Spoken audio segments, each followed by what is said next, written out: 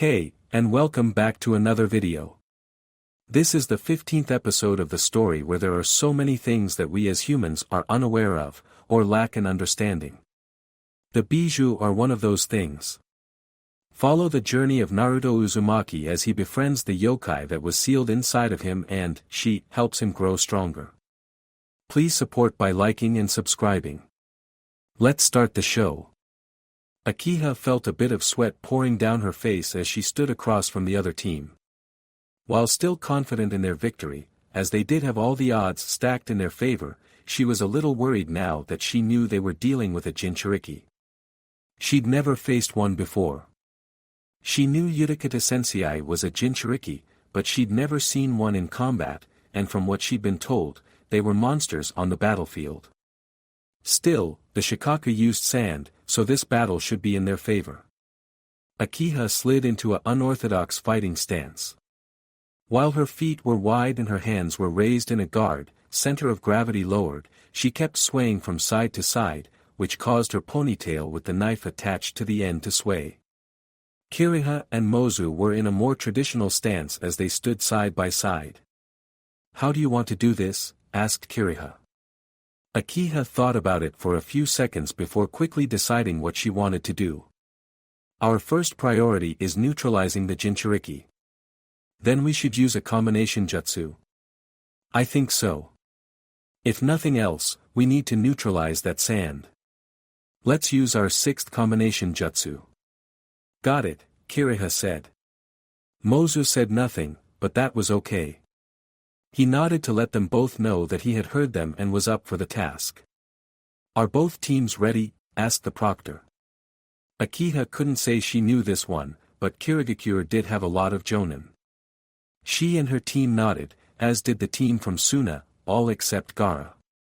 Then. Fight! From the moment the proctor leapt back even before then, Akiha, Kiriha, and Mozu had begun forming hand seals. They needed to do 13 in total to complete their jutsu. What's more, they needed to be in perfect sync with each other. If they weren't, the jutsu they were hoping to use wouldn't work. It was definitely a good thing they started once the battle had begun. A massive amount of sand, enough to build a giant wall, had sprung free from Gaara's gourd and was now traveling toward them at a speed that put most genin to shame. Akiha supposed that meant she should also be glad they weren't traditional genin. Combination jutsu, water rampart. After they finished forming their hand seals, the three of them released their technique, which took shape when the water before them swelled at an incredible rate. It grew much like a tidal wave that was going to sweep over a small village. Rising well over their heads and extending for several dozen meters in either direction before curving around to create a circle around them, the massive wall that was erected should have easily been able to block the sand. Except it wasn't. The sand climbed far higher than their wall could reach. It soared above their heads faster than any of them thought possible, and then when it reached a zenith, the sand came down as though to try and crush them. "Now!" Akiha shouted at her two companions as she formed several hand seals. They also formed hand seals alongside her. Fortunately, there were only two needed this time. Combination jutsu, water entrapment. All of the water that had rise up around them to form a wall suddenly curled at the top, moving inward as it stretched and elongated. It wasn't long before the water enclosed around them. It formed a dome. Outside of the dome, she could hear the sound of something splattering against their newly erected barrier, the sand no doubt. She looked up to see that the sand was indeed trying to penetrate her water dome. Trying being the keyword. It pounded against the dome to little effect. "Let's finish this jutsu." Putting her words into actions, Akiha began making more hand seals. Kiriha and Mozu did the same thing, making hand seals in sync with her. Combination jutsu, giant water dragon. The dome finally disappeared around them as all the water flew in toward a specific point like streamers on the wind. Now that the dome wasn't blocking her view, Akiha could see clearly the mass of sand that had tried to attack them. It was soaking wet now. That was good. It meant the sand would move much slower than normal. After the water had gathered into one place, it finally began taking shape, shifting and morphing. A thick muzzle formed from one end, while the other part became elongated. Two thin arms jutted from either side of what now appeared to be a massive creature. They didn't look like much. The arms were small and stubby. However, the long, cylindrical body was easily 5 times thicker than the average human. This water dragon, which had been styled after the water dragon jutsu, was much more massive than anything that could have been created by a single ninja. Standing meters away were the 3 Suna genin.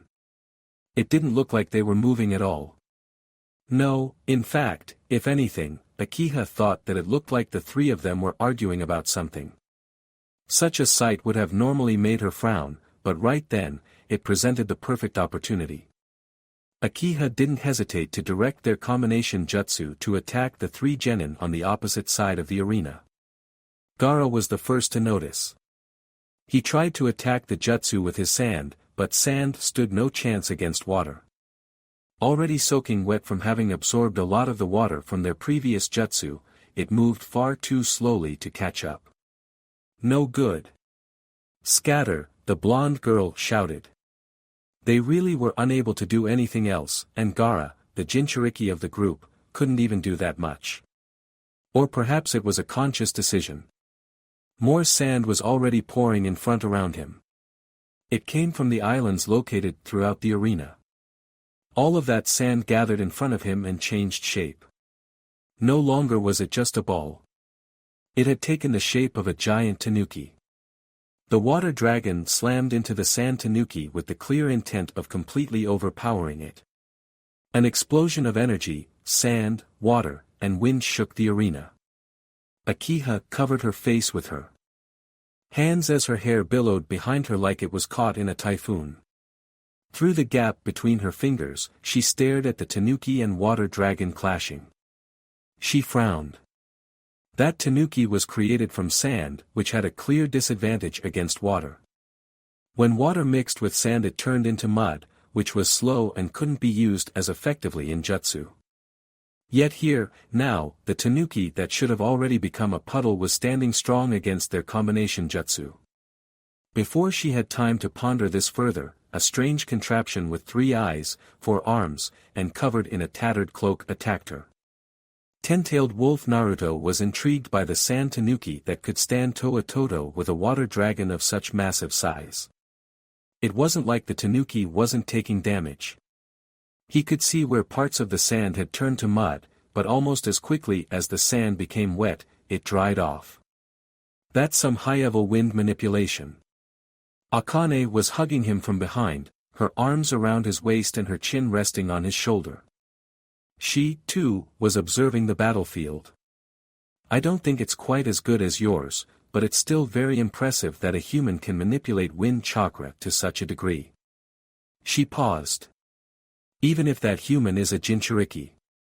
Naruto nodded noncommittally as, down below, the water dragon began to lose steam. He found that odd at first. While jutsus like that tended to run out of chakra quickly, this one was a combination attack, so it should have had plenty of chakra to spare. However, he soon discovered the reason.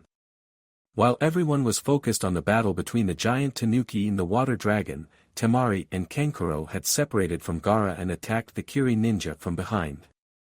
Kankuro was using 2 puppets of some sort to attack Mozu and Akiha, while Temari had become embroiled in a battle with Kiriha. No wonder the water dragon is losing strength. It doesn't have anyone who can feed it more chakra. Jutsu normally went until either their chakra ran out, they struck their intended target, or someone cancelled them out. Jutsu could be extended by feeding them chakra. That was probably their original plan. However, it looked like that plan was no longer in the cards now. I'm not sure I understand, Haku confessed. What do you mean by wind manipulation? Look at the tanuki. Akane removed one of her hands from around Naruto's waist and pointed at the giant sand statue. If you look closely, you should be able to see the small distortions around it. Being a wind user, one who had mastered manipulating wind without relying on jutsu, Naruto could see the distortions in the air that swirled around the tanuki. They were like tiny eddies formed from wind. Haku squinted his eyes as though doing so would help. He frowned. Then, as if suddenly seeing what Akane was talking about, his eyes widened. Akane grinned. Do you see? Gaara didn't just create a tanuki. He surrounded it with a thin layer of wind. I suppose you could call it wind armor, if you wanted. This layer of wind protects the tanuki from getting wet. Well, mostly. That water dragon is no joke. It's seriously powerful, so the wind armor has been breached in some areas, but then Gaara can just direct more chakra there and dry the sand. I'm pretty sure Gaara had no idea he should do this at the beginning of the fight, Naruto added. Otherwise his first attack wouldn't have been so pathetic. He probably came up with this on the fly after realizing that his normal methods of attack won't work. I'm kinda surprised. I thought the guy was just insane, but it looks like he has a strong grasp on tactics and chakra manipulation. While they spoke, several others inched near them, no doubt wishing to gather whatever information they could about one of the opponents they may face in a future round. Even Sasuke was trying to read Naruto's mouth movements with his Sharingan. Ho! This should be good. A sudden thought occurred to him, and unbidden, a smile appeared on his face. He turned only his head to the others. It took everything he had not to grin. You know what else you can use wind manipulation for? Asked Naruto. Haku blinked. No. What? Wind jobs. Wind jobs. Catching on far more quickly than Haku, who just parroted the phrase, Akane grinned as she tightened her hold around Naruto. I like the way you think, she said. It's true that it might be a great way to add more stimulation during sex. For example, if you were to use wind manipulation to play with my clit or nipples, it would add an extra dimension of pleasure. I've done something similar before, Naruto admitted. However, that was when I used the first stage of the Rasengan. You'll remember that one. Akane shivered as though feeling the phantom pleasure all over again. I do remember that one. I nearly came 3 times from just you fingering me. I must confess to being impressed. I'd have never thought to use a jutsu of that nature during sexual intercourse. And that is why I am this world's most unpredictable ninja. As the two took their conversation in the complete opposite direction that everyone no doubt expected of them, the people around them all turned several shades of red. Even Samui, who was mostly impassive, began blushing hard. Of course, her reaction was absolutely nothing compared to Sakura and Karui's reaction. Those two had turned so red it was a wonder they didn't catch fire. Naruto might have even mistaken them for a fire jutsu if he didn't know any better. You too. Haku muttered, his face only a little red. It seemed he was getting desensitized to their antics. Must every conversation always end with sex? Yes, Naruto and Akane said at the exact same time. Haku facepalmed. I shouldn't have even asked. Ten-tailed wolf. While the situation down below had turned against the Kirigakure ninja, Sarutobi found himself not quite as invested in the current melee taking place. He stroked his chin and puffed on his pipe. His thoughts were on the jutsu that those 3 had used during the start of the battle. Those are some highly talented ninja under your command, Lord Mizukage, Sarutobi said. Mei's smile was like a ray of bright sunshine. Thank you, Lord Hokage. Nodding, Sarutobi communicated his thoughts out loud, though this was mostly for his own benefit instead of his 2 compatriots. Those 3 ninja, at the very beginning, simultaneously used the same hand seals at the exact same time to synchronize their chakra. This is what allowed them to use such powerful combination jutsu. In all my years as a ninja, the only person I know who could create water jutsu that powerful was the second Hokage. You honor my ninja with your praise. Still smiling, Mei looked down at the arena. Those 3 grew up together, so they are very close to each other. Akiha has always been their leader, dragging Kiriha and Mozu along with her wherever she went. That closeness is what allows them to synchronize their chakra so perfectly.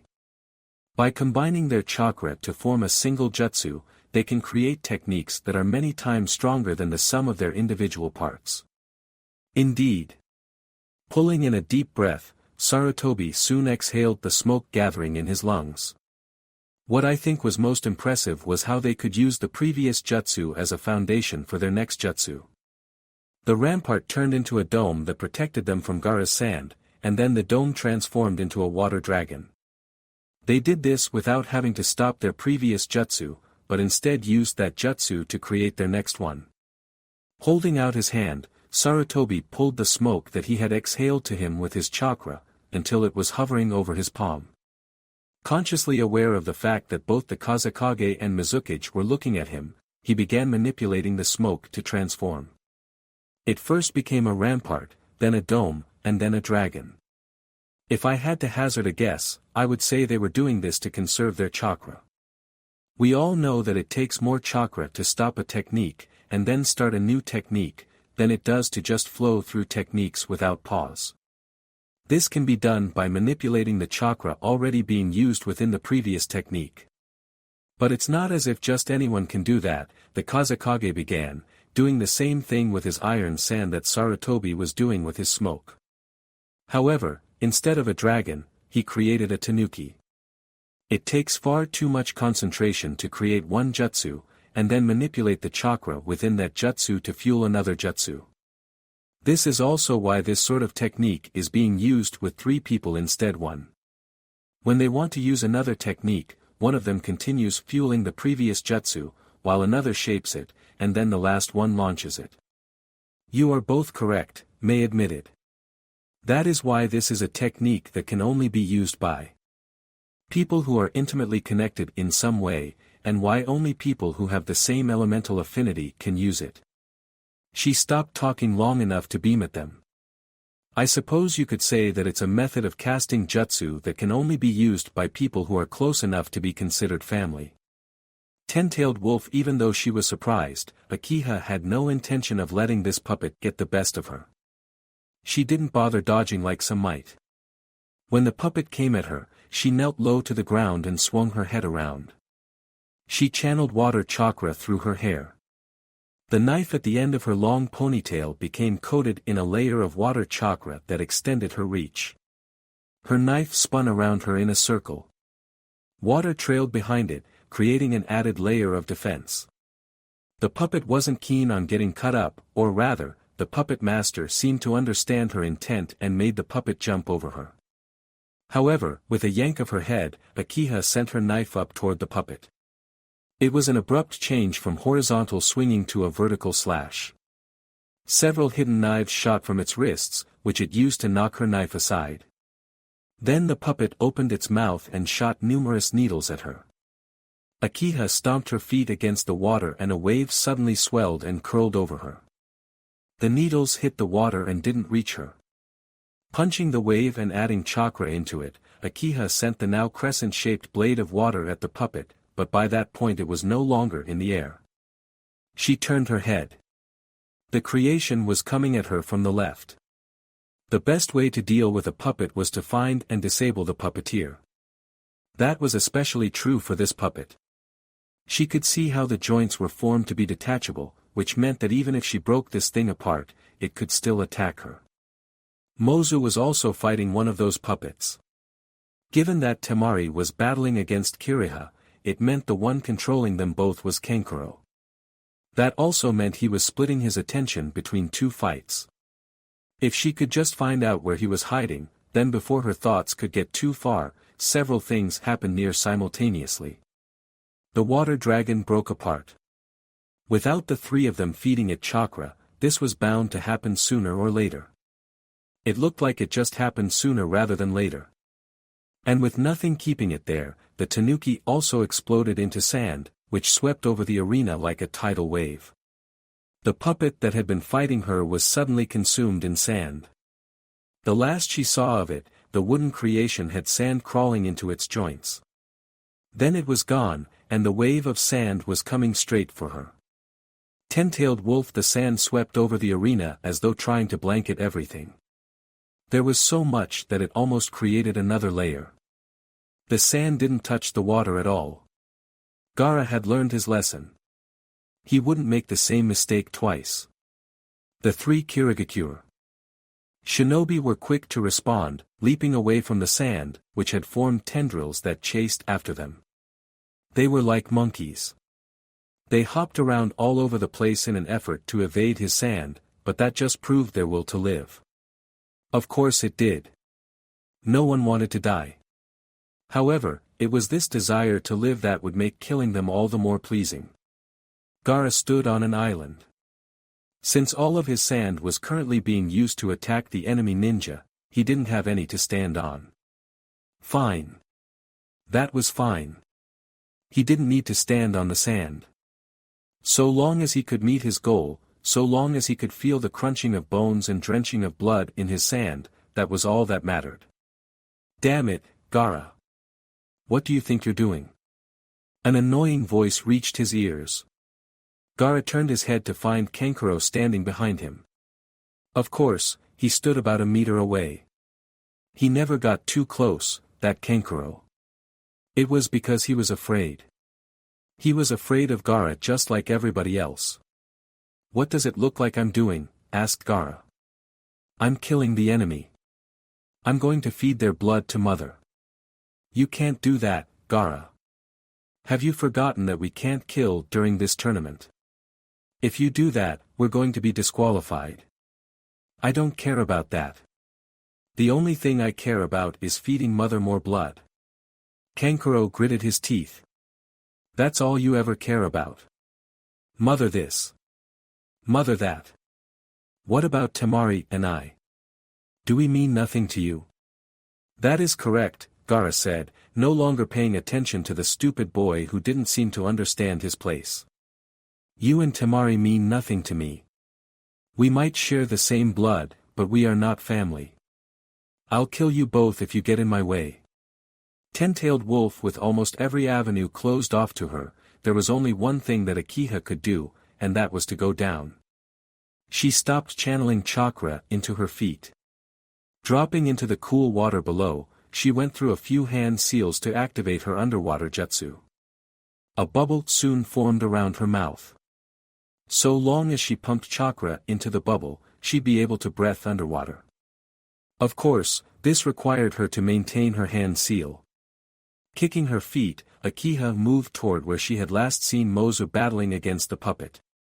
It did take a bit of time because she had to reorient herself, but she eventually found Mozu.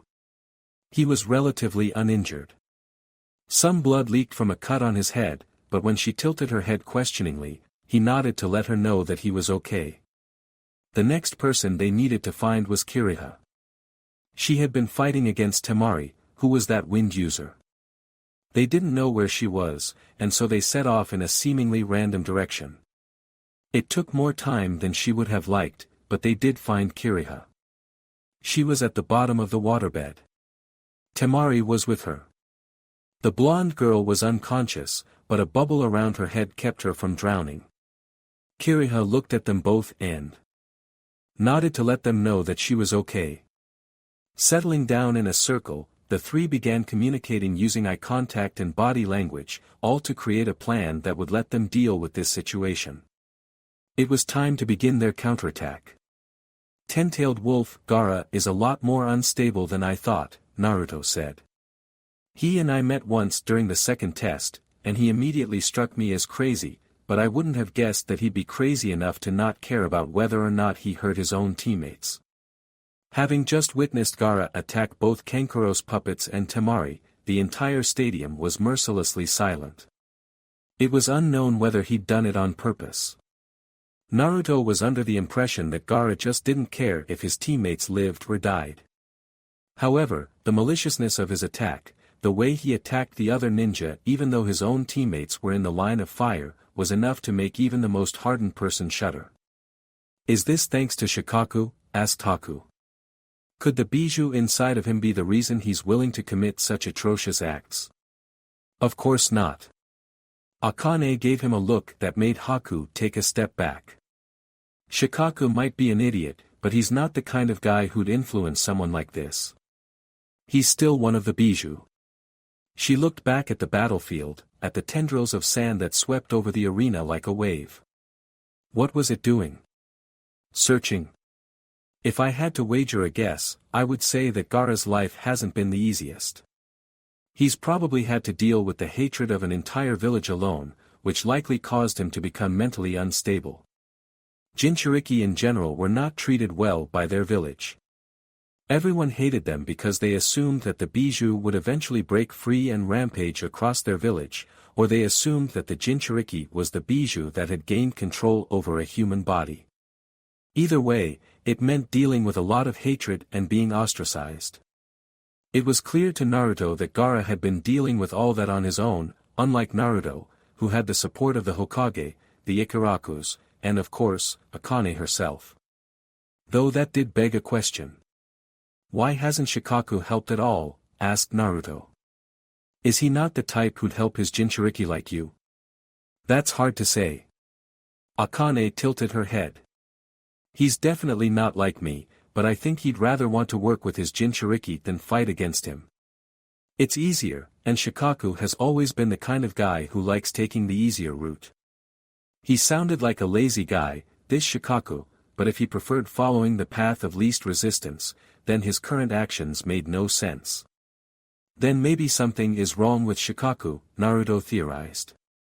Maybe. Akane shrugged. I guess we'll find out what's going on if we ever have to fight him. Ten-tailed wolf Gaara and Kankuro stood on one of the small islands as the arena was blanketed in sand. While Kankuro merely tried to stay out of the way, Gaara wore a frown of concentration.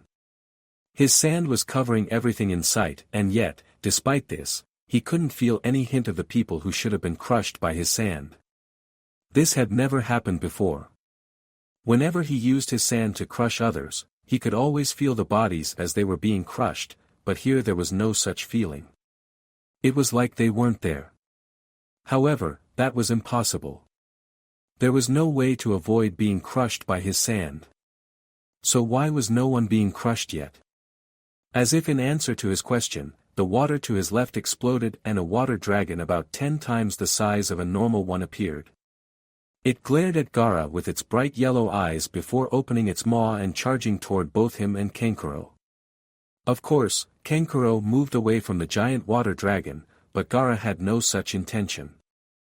As the water dragon raced toward him, Gaara created massive tendrils from sand, condensed it until it was sharper than a sword, and slashed the water dragon in half.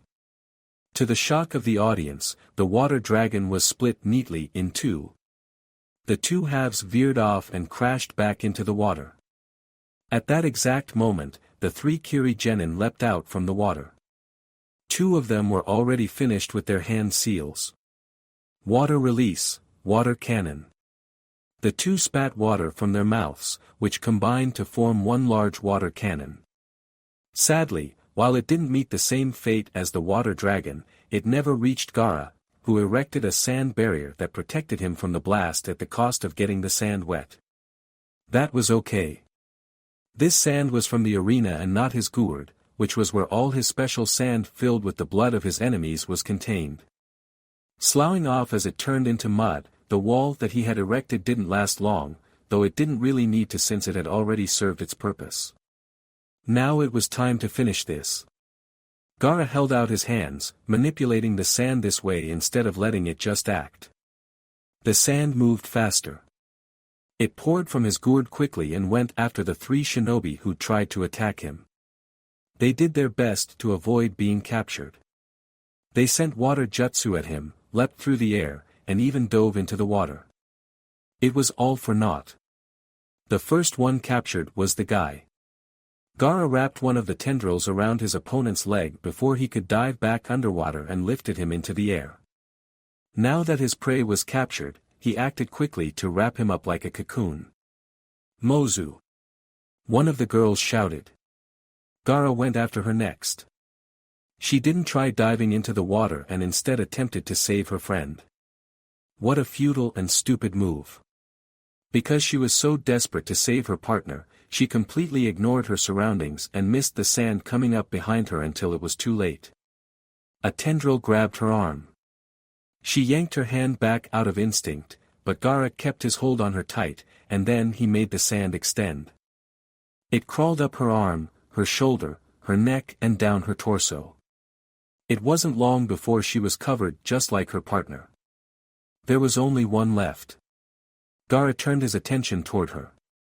Their eyes met for a single second.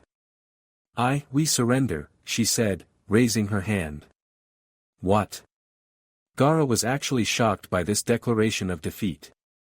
However, the proctor acknowledged the surrender by raising his hand and saying, Akiha has surrendered and her companions are unable to continue fighting. Victory goes to Team Suna. The audience broke into uproarious applause. However, Gaara heard none of it. He stared at the proctor, who had decided that he was the winner despite the fact that he hadn't killed a single person. No. He wouldn't stand for this. No, no, no. This wouldn't do at all. Blood. Gaara mumbled as his lips involuntarily twitched into grin. He raised his hand toward the two cocooned individuals. I need blood. 3 things happened simultaneously. The first was that Gaara clenched his fists, making the cocoons suddenly restrict. The second was Akiha yelling as she raced toward her cocoon teammates, having realized what was happening. The third was the cocoons exploding, not with blood and gore, but exploding outward, freeing Kiriha and Mozu from their imprisonment. As these 3 things happened, the entire stadium went still. Gaara gained an expression that was part shock and part rage. His eyes were bulging and his face had gone red. He looked like a child that was about to throw a tantrum after his parents took away his favorite toy for misbehaving. 3 people were standing between him and the 2 Kiri genin that he had been so close to killing. 2 of them were Naruto and Akane. They stood protectively before Kiriha and Mozu, and though their stances were casual, it was clear even to Gaara that they were ready for a fight. However, it was the woman in front of them that garnered the most attention. After all, the last person standing in the arena was none other than Mei Terumi, the Mizukichi herself. I believe the match has already been decided. Mei narrowed her eyes dangerously at Gaara. So, tell me, why were you about to kill my genin when it was explicitly stated that killing your opponent was illegal? There was no real reason, Gaara said, partially recovering from his shock and rage. I merely wanted to kill them. That's not a very good reason. Mei smiled so widely that her eyes were forced closed. If that's the only reason you have, then perhaps I should kill you, because right now, that's kinda what I'd like to do right now. Gaara frowned. If you get in my way, I'll kill you too. Oh. I'd like to see you try to kill me. Thick with tension, the atmosphere in the arena suddenly became stifling as Gaara and Mei glared at each other. Naruto and Akane remained behind her. They didn't interfere, but neither were they willing to move. Just as it seemed like the situation might escalate again, someone else spoke up. What are you doing, Gaara? The Kazekage shouted from where he stood in the Kage's booth. The battle is already over. Go back to the competitor's booth right this instant. While it at first seemed like Gaara would disobey the Kazekage's orders, he eventually relaxed and turned around, beginning his walk out of the arena. When Naruto saw this, he turned around and offered his hands to Mozu while Akane reached out for Kiriha. Are you two all right? He asked. Yeah. Kiriha said as Akane pulled her to her feet. We're okay. I think. You 3 did very well, Mei congratulated them. You might have lost, but it's not easy to fight against a Jinchuriki. Thanks. Akiha rubbed the back of her head, seemingly half pleased and half embarrassed, but her expression quickly changed to a more serious one. Before I forget, Temari Sabaku is in the underground cavern. We managed to save her when Gaara's sand tried to kill us. Mei digested this with a nod. In that case, I'll have the medics go under there and get her. Thank you for letting me know. Akiha nodded as she, Kiriha, and Mozu were led off the arena floor.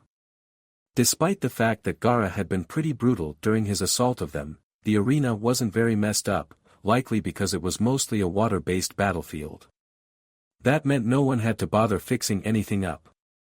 Unless they felt like creating more islands, which were used up by Gaara.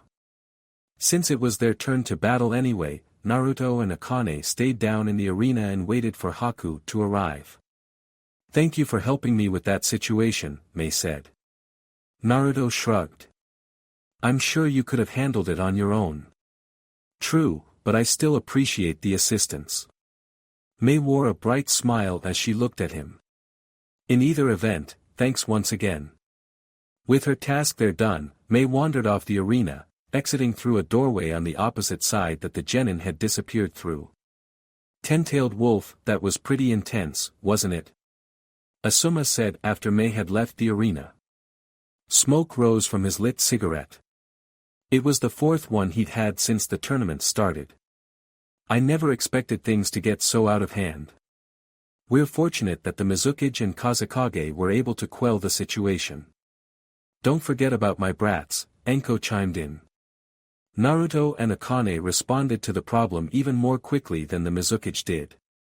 It was only thanks to them that those two Kiri genin weren't turned into paste. That is true. Asuma took in a deep breath, held it, and then exhaled. I'm pretty surprised those two were able to react to the situation so quickly. It was impressive. Naruto and Akane are probably the strongest contestants in this tournament.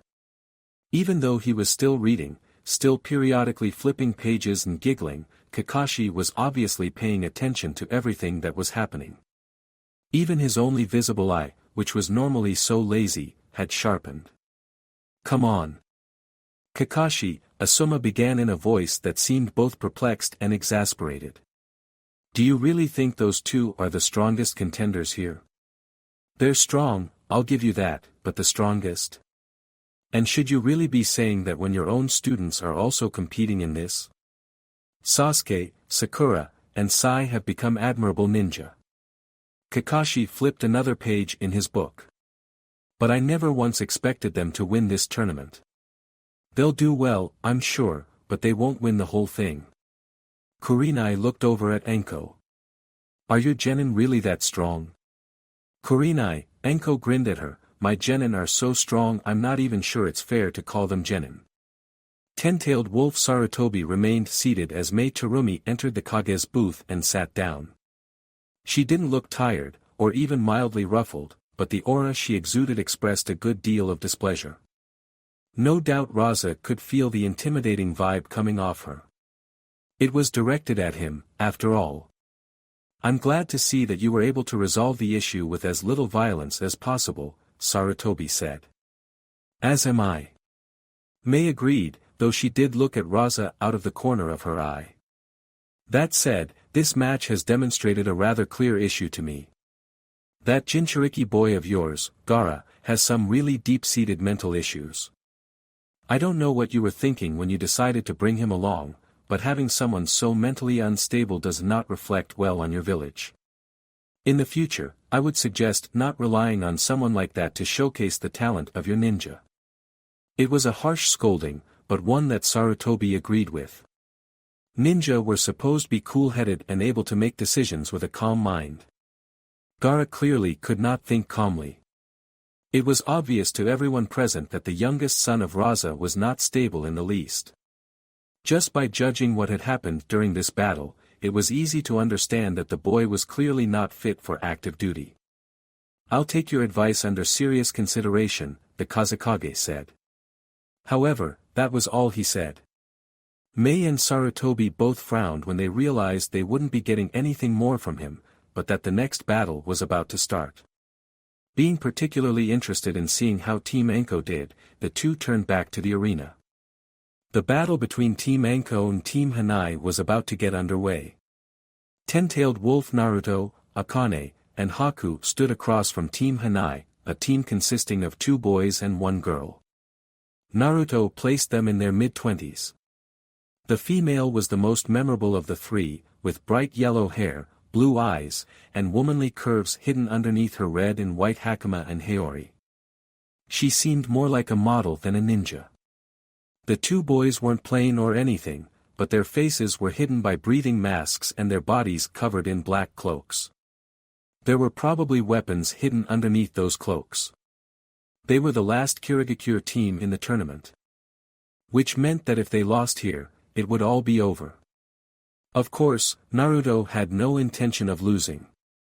Since that was the case, he, Akane, and Haku had already come up with a plan to deal with them. Of course, some concessions had to be made, but Naruto wasn't too worried about that. So long as he did what Mei asked of him, there shouldn't be any problems. "Are both teams ready?" asked the proctor. "We are," the girl from Team Hanai, Hikari Hanai, said. "You know we're ready," Naruto added. The proctor nodded and raised his hand. "Then, fight!" Naruto blasted off even before the proctor had time to retreat, racing past the man and beginning a frontal taijutsu assault on Hikari. From the widening of the girl's eyes, she had not expected such a swift attack, or maybe she hadn't expected him to be so fast. It didn't matter either way. He was on her within seconds. To Hikari's credit, she fended off his first several punches. Each punch rang out like a thunderclap in the quiet stadium as the girl was forced to retreat. Her teeth were grit as she tried backpedaling to gain some distance, but that meant nothing when faced with someone as fast as Naruto. Her two teammates took a step forward as though to help her, but they were both stopped. The one to Naruto's left suffered from having his cheek caved in like it was nothing. He was sent flying. As he all but disappeared within a sonic boom, Akane, the offender who had decked the boy hard enough to make him shoot off like a lightning jutsu, stood before them to take his place. However, she wasn't there long. A shock wave spread out from where she had been as she blasted off toward her foe. Haku had attacked the other one. Unlike Akane, who was going for a straight-up assault, Haku had created his demonic ice mirror and was brutalizing the ninja from inside of the now sealed-off dome. Naruto couldn't see much of the battle. Haku had improved his demonic ice mirrors to the point where the cracks were too small for a human to fit through, but he judged things were going well by the screams echoing from inside. As he fought against Hikari, Naruto thought about how best to finish this. His ultimate goal here was a twofold plan. First, he wanted to showcase the talent of these three ninja. Second, he wanted to defeat them without dealing serious damage. The problem he faced with both issues was how to make it seem realistic. If he just let them have their moment and then defeated them, it would look totally fake, and even if he made it seem realistic, it would seem fake if he demolished his opponent's next round. This is trickier than I thought. It was sort of like being between a rock and a hard place, but this was just a hard decision. While he was trying to decide how best to fight, Hikari had picked up his rhythm and was beginning to launch counters. They slipped through his arms and attempted to smack him upside the head, but he tilted his head left and right to avoid them. As he avoided her attacks, she leapt back. Naruto thought about hounding her some more. He decided not to. "You're not bad," he complimented. "I didn't really expect much from you since I don't know who you are, but you were able to respond to my attack pretty quickly." Hikari frowned. "I wouldn't have been able to respond if you weren't holding back." Naruto was a bit surprised that she knew he was holding back, but not surprised enough that he'd let her know that. "So you saw that, eh?" He rubbed the back of his head and grinned sheepishly. "The truth is that Mei and I made something of a deal, so I'm not using my full strength." He didn't let this girl know that he not only was fighting with just taijutsu, but that he wasn't using much of his strength. Her pride as a ninja would be hurt.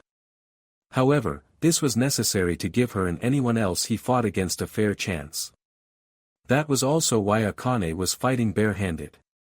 Though given that her opponent was already on the ground, his limbs twitching spastically, she apparently hadn't held back like he was. "I don't know what sort of deal you made, but I'll make you regret making that deal." As she said this, Hikari pulled out a scroll with a seal on it, unsealing a staff that was about 1.5 meters in length. The ends were weighted. As she expertly twirled the staff around in her hands, the water they were standing on suddenly began moving with her, mingling as though she and the water were dancing together. It was very beautiful, at least, it was until she sent the water flying at him. Smiling as he dodged her attacks, which came at him in the form of streamers, Naruto kept an eye on what happened after her attacks missed. He expected them to crash into something or disperse into water. They didn't. When the water streamers curved around and attacked him from behind, he knew that his decision was a wise one. Naruto spun around on the balls of his feet and smacked the streamers that came at him. Each one broke against his chakra-infused fist. After destroying the last one, he turned back around and was about to run over to Hikari when he found out that he couldn't move. Something was wrapped around his leg. He looked down. It was water. A water tentacle. A tentacle made of water. Ha! That doesn't look good, he said before the tentacle flung him into the air. Reacting quickly as the wind whipped all around him, Naruto slammed his fist into the tentacle, which exploded and sent water everywhere. Now in the air, he oriented himself so that he was falling feet first. Hikari was down below. She was going through numerous hand seals, stopping on one in particular. She said something, though she was too far away and the wind too loud for him to hear, but several dozen tentacles shot from the water's surface in the next moment. What sort of water tentacle jutsu was this? Since Naruto was not allowed to use anything but taijutsu, that meant he had no choice but to destroy each and every tentacle with a well-placed punch or kick. It was annoying. However, he flipped his body around and unleashed a barrage of strikes that obliterated all of the tentacles coming at him. Hikari seemed shocked, but she quickly began dancing again. More water rose from the arena. This time it didn't take the shape of tentacles. They became spears, which were soon launched at Naruto, who clicked his tongue before extending his fore and middle finger. As the spears came closer, he hardened his fingers with chakra and attacked. Each finger strike destroyed a spear. He kept this up until all the spears were demolished. I wonder if I've let her show off enough. Landing on the ground, Naruto decided that it was about time to end this. Haku had already finished his opponent now. He had even decided to be kind and had the unconscious dude slung over his shoulder. That meant Naruto was the only one who still had an opponent to fight. He rushed across the water. Hikari danced some more. A wall rose in front of her, but Naruto reared his fist back and slammed his fist into the wall, which exploded like water when it was punched by someone, he supposed. Continuing on, Naruto was upon Hikari in less than a second. Credit had to be given where it was due. Despite being surprised, Hikari responded by trying to slam her staff into his face. However, Naruto made quick use of the Shunshin Jutsu and appeared behind her. He placed a hand on her lower back and sent chakra straight through her body. The girl screamed as she was sent flying, though the scream was cut off as she skipped across the water like a rock thrown by the wreckage. Once he was sure the girl wouldn't be getting back up, Naruto looked over at the stunned proctor, who was merely standing in place with a stupid look on his face. "Are you gonna call it?" he asked. "Air." "Right," the proctor coughed into his hand. "Winner by knockout for this match is Team Anko." Ten-tailed wolf Sarutobi pressed a hand to his face as he watched Naruto and Akane leave the arena with Haku in tow. He looked over at Mei. A small shudder passed through him when he saw the amused smile on her face. Of course, he called it an amused smile, but really, it looked like she wanted to go down there and melt Naruto's balls with lava. "I had not quite expected the battle to be so one-sided," she muttered. Trying to give her what he hoped was a congenial smile, Sarutobi said, "Unfortunately, Naruto has never been very good at holding back." He looked back at the arena. The members of Team Hanai were all being carried out on a stretcher. To be honest, I'm surprised he was able to make the battle last as long as it did. That's only because he didn't attack until the very end, though. I'm sure you already know this, Lord Mizukichi, but all of Naruto's attacks are incredibly powerful, extremely destructive. Even his weakest attack could probably put the average jonin out of commission. That is true. Mei had intimate knowledge of Naruto's power from when he fought alongside her during the Kirigakure Civil War, a fact that Sarutobi was still dealing with. She also probably understood that Naruto had only grown more powerful since then. Of course, just how powerful was a question that not even Sarutobi knew. He had no real frame of reference, since Naruto had kept his true talent a secret even from him. This Naruto, the Kazekage, suddenly spoke up. He is powerful. Sarutobi and Mei looked at each other, both wondering exactly how much they should tell their fellow Kage. It wasn't like they really wanted to hide Naruto's talent. They couldn't even if they tried. Naruto wasn't the type to hold back. He probably didn't even care how many people saw his power. Let's just say that if I were a betting man, I'd place all my bets on Naruto, Sarutobi said with a smile, while Mei nodded in agreement.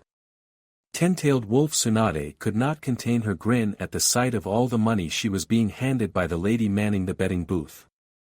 Despite having told everyone that she would never bet on Naruto, she had gone against her word and bet on Naruto. Of course, it wasn't like she was truly going against her word. She had placed her bets before telling everyone that. I'm still going to have to put up with that Anko woman for a while, but it's a small price to pay in exchange for all this cash. Normally, a victory like this would have preluded a tragedy of equal proportions, but today, she didn't feel any of the stomach-twisting problems she normally did when she won a bet. She wondered if it was because of who she had bet on. That hat is an awful lot of money, Lady Tsunade.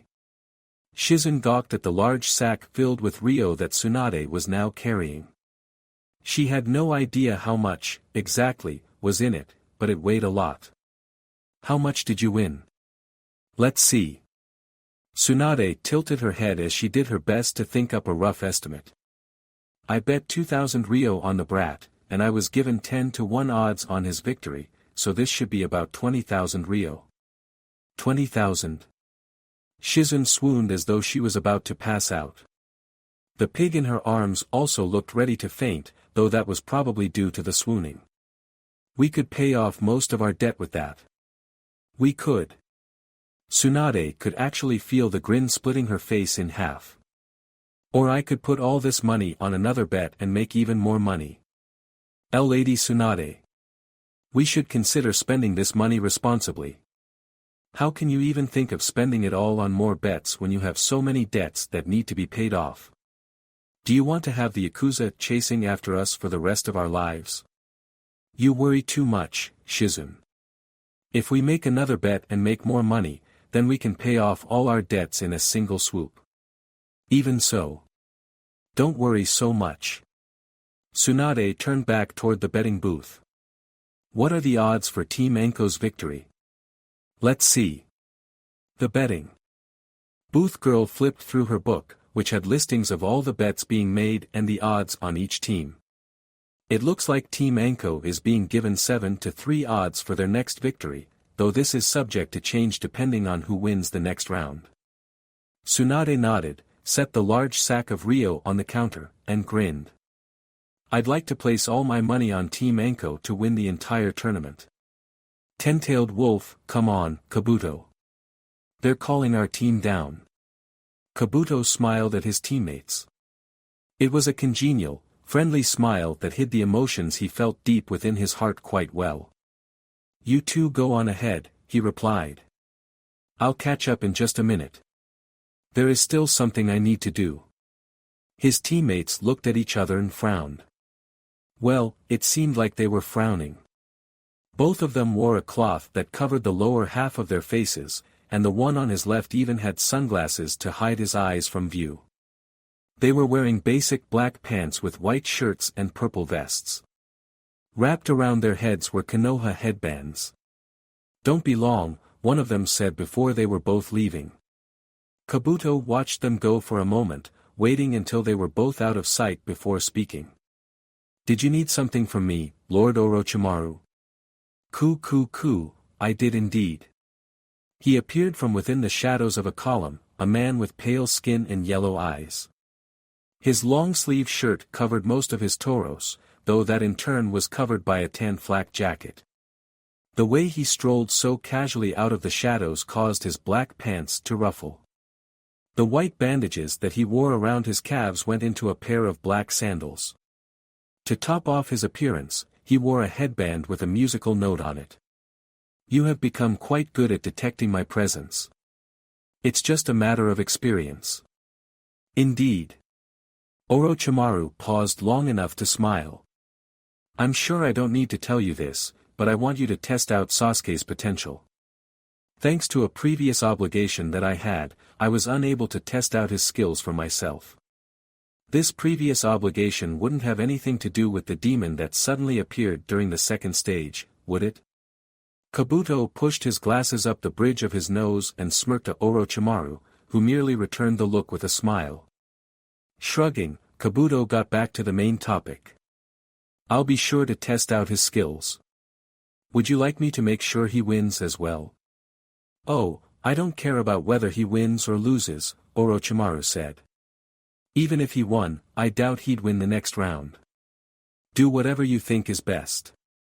"I understand." Kabuto bowed. "In that case, I shall make a judgment based on whether I think he's qualified to pass." "Fair enough."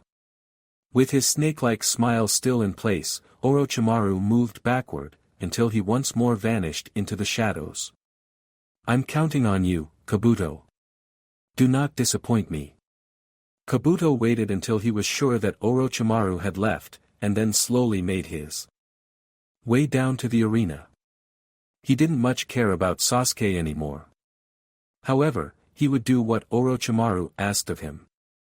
Still, I really want to see more of what Naruto and Akane is capable of. He smiled to himself as he entered the battlefield. It's not every day that I find people who are capable of slaying demons by themselves. "Ten-tailed wolf, I hope you dickless weenies have a plan," Sai said as they stood on the arena floor. Kabuto is not to be underestimated. Didn't Kabuto already fail this exam several times?" asked Sasuke, crossing his arms. "I somehow doubt he'll be much of a challenge." "I wouldn't be so sure." Adjusting the gloves that she now wore, Sakura stared at the three genin across from her with a minor frown. "I think Sai might be right, Sasuke. While I'm sure that you're stronger, there's no sense in being reckless. Part of being a ninja is remaining cautious. We should learn what tricks our enemy has before deciding on our plan of attack." Sasuke grunted, but he accepted Sakura's advice at face value.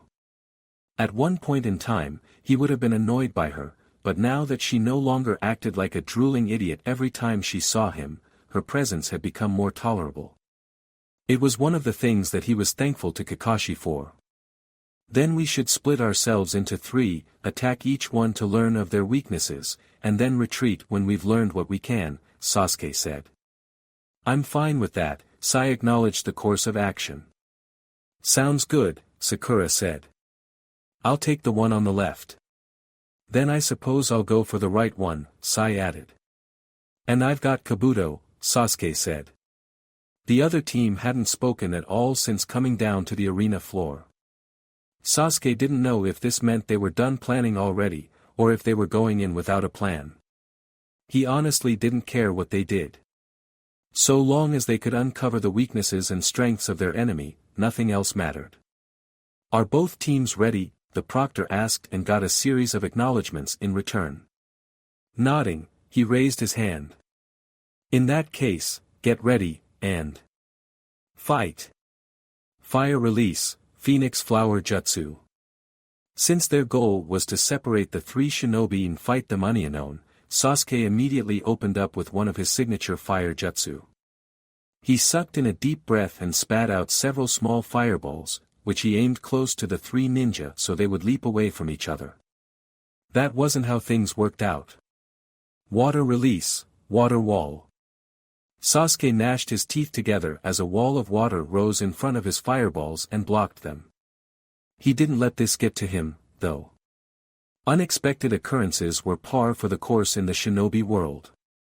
Instead of lamenting, he and his teammates decided to use the smokescreen that had resulted from his fire jutsu being blocked. Unsealing a Fuma shuriken from within a scroll, Sasuke grabbed it by the ring in the center and threw it.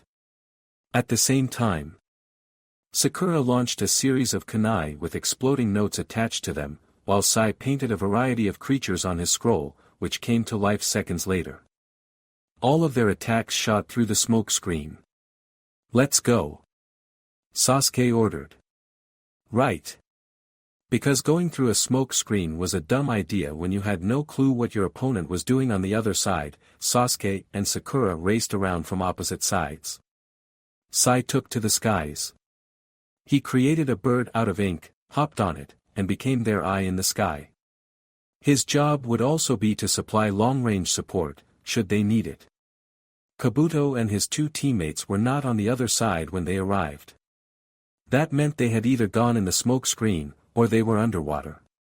Sasuke activated his Sharingan and looked down. "Jump, Sakura." Sakura didn't question his order. She leapt into the air at nearly the same time that he did, and they both avoided the hands that tried to grab onto their legs. Speeding through a series of 3 hand seals, Sasuke activated the jutsu that Kakashi Sensei had taught him. Chidori. Using what he knew of nature manipulation, Sasuke didn't keep the Chidori in its original form. He made a swiping gesture with the hand covered in lightning chakra. Senbon. The Chidori suddenly turned into dozens of senbon that shot from his hand and peppered the water. Water did not conduct electricity. However, that was only the case when the water was pure, when nothing else was in it. Whenever an impurity was added, such as salt, it separated into different electrically charged atoms called ions. The water in this arena was filled with salt. Lightning coruscated along the surface and within its depths. Sasuke could actually see the person who had tried to grab him. There were 2 at first, but one of them dispersed, revealing it to have been a clone of some kind. The other one didn't.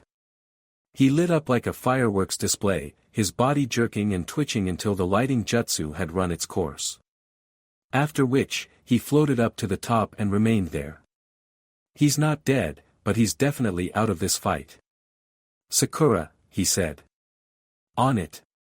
As they landed back on the ground, Sakura hefted the unconscious genin into the air and threw him to the nearest island with one hand. Sasuke didn't concern himself with the guy after that. The steam had dispersed by this point, revealing that Kabuto and the other genin were standing on the island that had been engulfed by the steam. Upturned ground surrounded them in a perfect circle. Sasuke could only assume they had used some kind of earth ninjutsu to protect themselves from the shuriken and kunai that he and Sakura had sent during their initial assault. High above them, Sai drew on his scroll once more. It wasn't a horde of creatures this time. It was just a massive dragon that was at least 10 meters in length.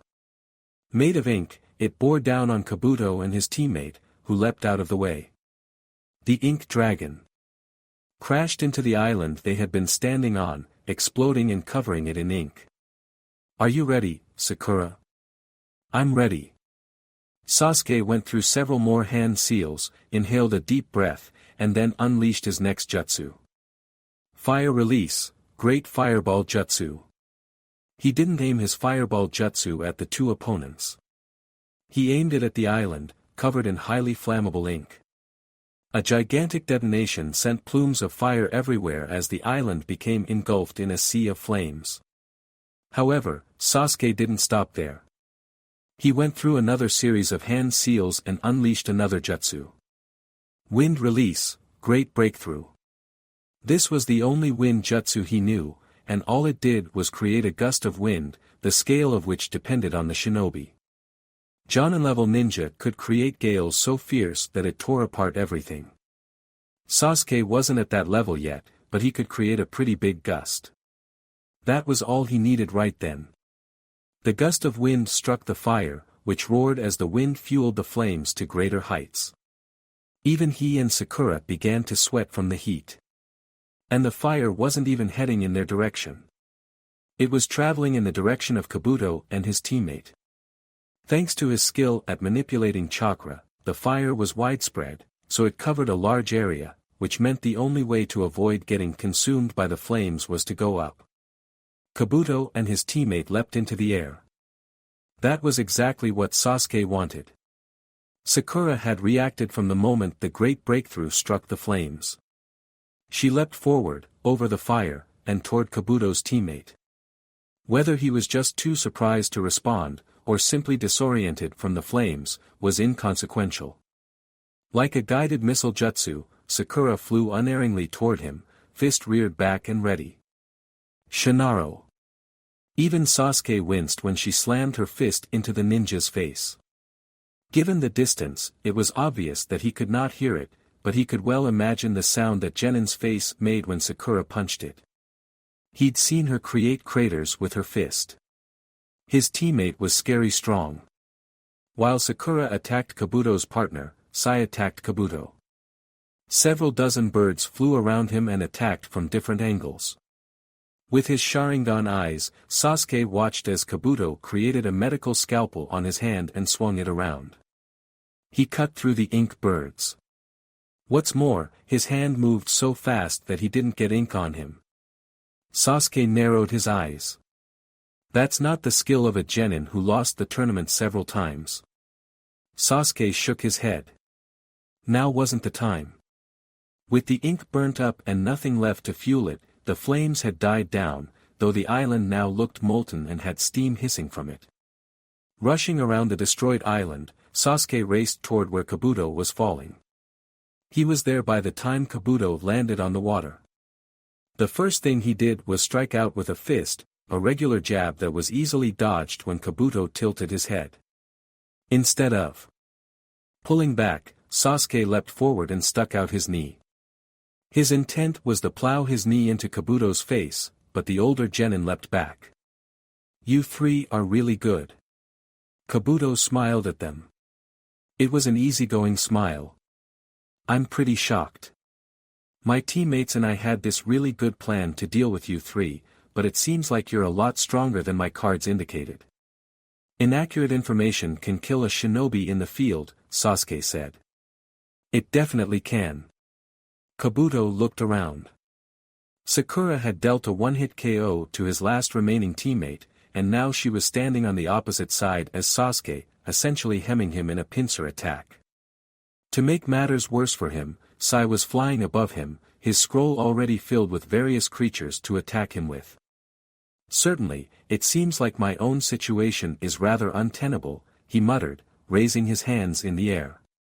Very well, it's pretty clear that I'm outmatched here. I surrender.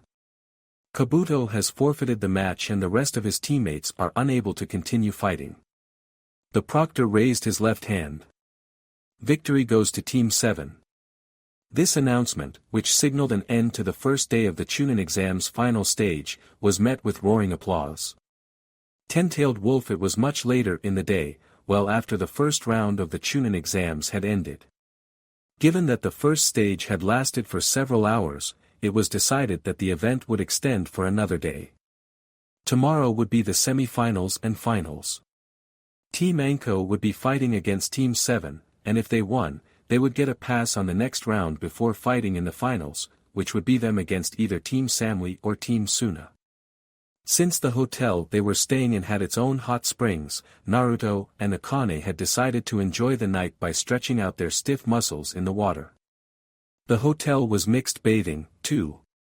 That meant they could enjoy each other's company, though they still couldn't have sex since there was no telling when someone else might walk in on them. Sarutobi had also warned them not to soil the hot springs when he had learned of their plans. Just how he found out was another matter entirely. That was unfortunate. Naruto and Akane had really wanted to soil the hot springs. These exams are kinda boring, aren't they? Asked Akane. A little, Naruto admitted. But isn't that to be expected? None of these ninja are bad, but they are still genin. It's not like we should expect them to be amazing. I suppose not. Akane stretched her hands above her head. Naruto looked over her shoulder to better stare at the way her tits floated and swayed. Staring at her nipples, he licked his lips and wondered if maybe they could get away with Paizuri at least. Surely the old Hokage wouldn't begrudge him that. Still, I don't think we're going to find much of a challenge in any of these opponents. Even that Gaara boy won't be much trouble. They were the only ones in the hot springs right now, though this was subject to change. The hot springs was designed to have a more natural aesthetic. Rather than looking like an indoor tub, it was more reminiscent of a lagoon. They had even filled with the tub with a type of white sand often found in beaches, and the lip that kept the water from leaking out was made to look like a natural rock wall. Several boulders also lined the area and were inside of the pool, adding more to the appearance of being natural instead of man-made. Naruto was sitting against one of the boulders sticking out of the water. Akane was sitting between his legs. She was so close that her back was pressed against his chest, and her bum was resting against his crotch, which was erect from the intimacy of their position. "It looks like your kunai is ready to pierce my ninja pouch," Akane teased, wiggling her ass against him. Naruto growled into her neck. "Cock tease. You know we can't do anything here." Akane's response was to stick out her tongue. Naruto wished he could take her tongue into his mouth and suck on it. Damn it. If it weren't for the old man and his stupid rules, he would have already been screwing Akane's brains out. Before anything could really happen, though it was up for debate if anything would happen, the doors slid open and the sound of padding feet made them turn their heads. Someone had entered the hot spring. With her blonde hair let down, Naruto almost didn't recognize Temari for who she was. She stepped up to the edge of a pool, the towel wrapped around her waist sliding up her thighs as she leaned down and dipped her toe in the water, testing the temperature no doubt. She nodded once. The girl was just about to get in when she paused. Their eyes met. "Hey, what's up?" Naruto greeted. "Aya." Temari shrieked. Wasn't expecting that response, he muttered. "Would you calm down," Akane said, covering her ears. By the Camus, does discovering a naked man in a hot spring really warrant this kind of yelling? Perhaps it was because she had been so preoccupied with the naked Naruto, but Temari didn't even seem to realize that Akane was also present until she had spoken. Green eyes blinked exactly 6 times. That was the time it took for Temari to register Akane's presence and really take in their intimate position. "What sort of debauchery are you two getting up to in a public hot spring?" "Fucking," Akane answered immediately. Temari's face burst with color. "Yuri kidding?" "Of course she's kidding." Naruto rolled his eyes.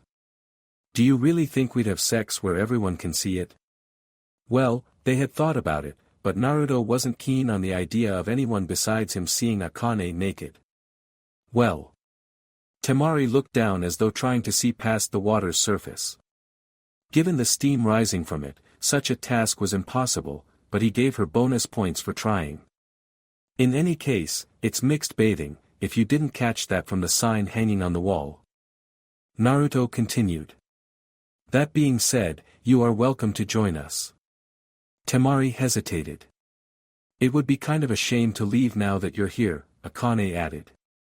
Besides, you're already covered in sweat.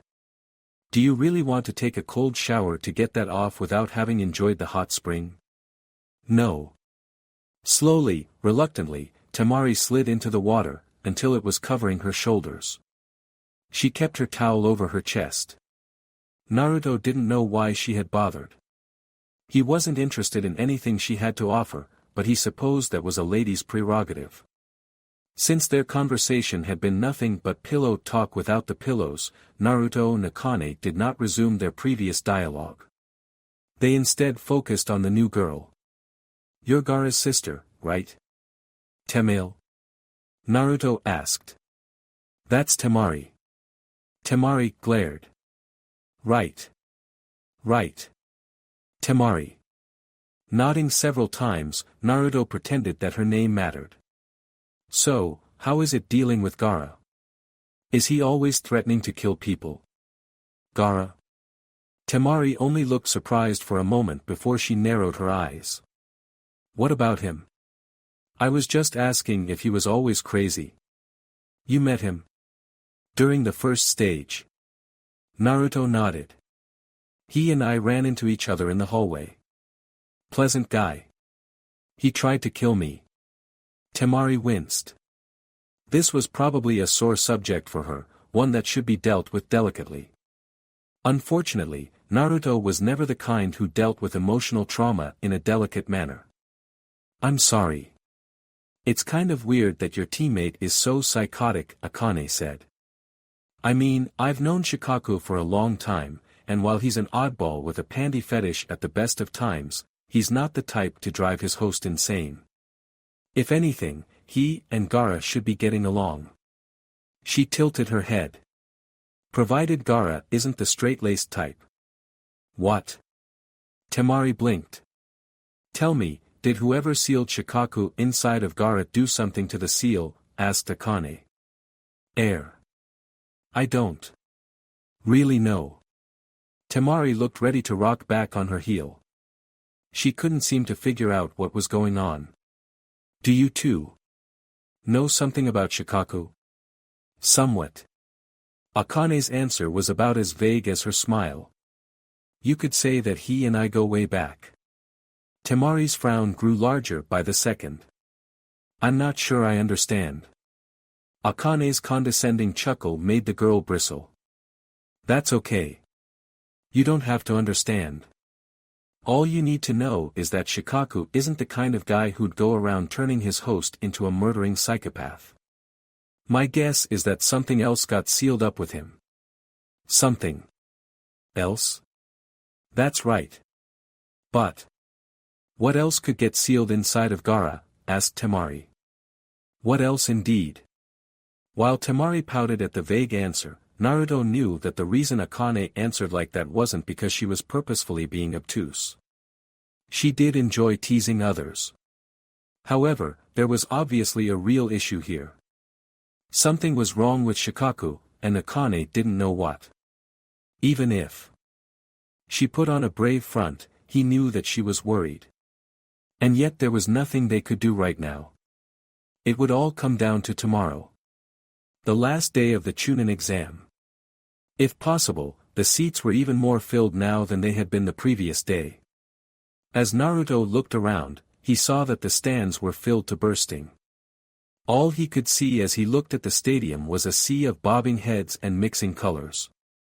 Even the booth where nobles sat was practically overflowing. It made him wonder if perhaps some of the nobles who were attending this day had decided to skip the previous day under the assumption that today would be when the best ninja displayed their talent. Well, whatever. What these people did wasn't any of his business. Look at this crowd, Haku muttered. It's still nerve-wracking to have so many people watching us, even after yesterday. You think so? Akane buffed her nails on her black skirt. Doesn't seem like that big of a crowd to me. Haku looked at her. Are you not bothered by this? Snorting, Akane took a gander at the crowd. Before turning her head back down to ignore them. I'm used to being the center of attention. Did I ever tell you about the time I pretended to be a lady in waiting within the Fire Lord's court?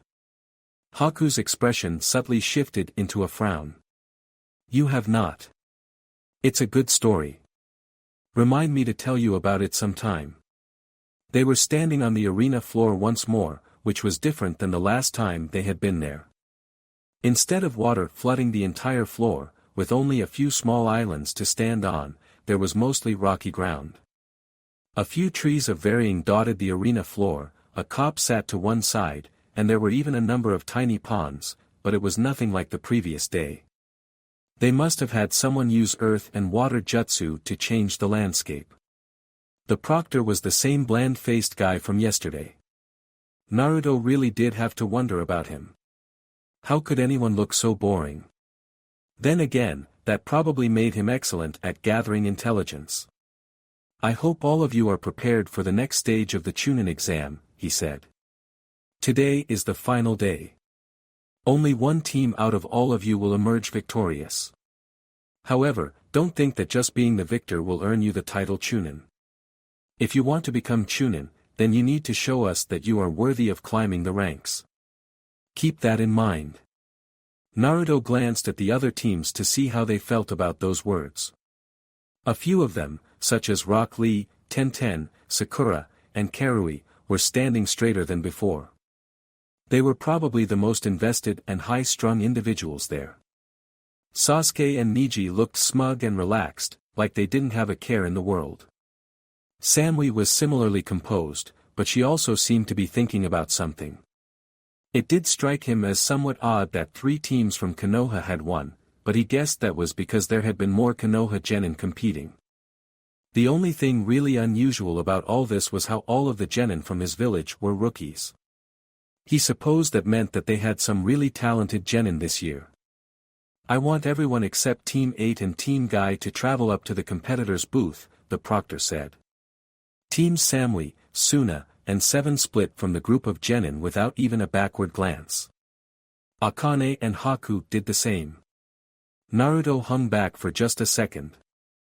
He looked at Hinata, who was staring, not at him, surprisingly, but at Neji. The hard look in her eyes bothered him for some reason, but he soon shrugged that off and quickly caught up with the others.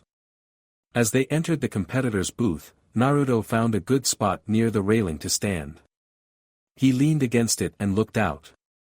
Team 8 and Team Guy had already taken a position across from each other. A thick tension had consumed the area, pervading the atmosphere and causing many people to hold their breaths.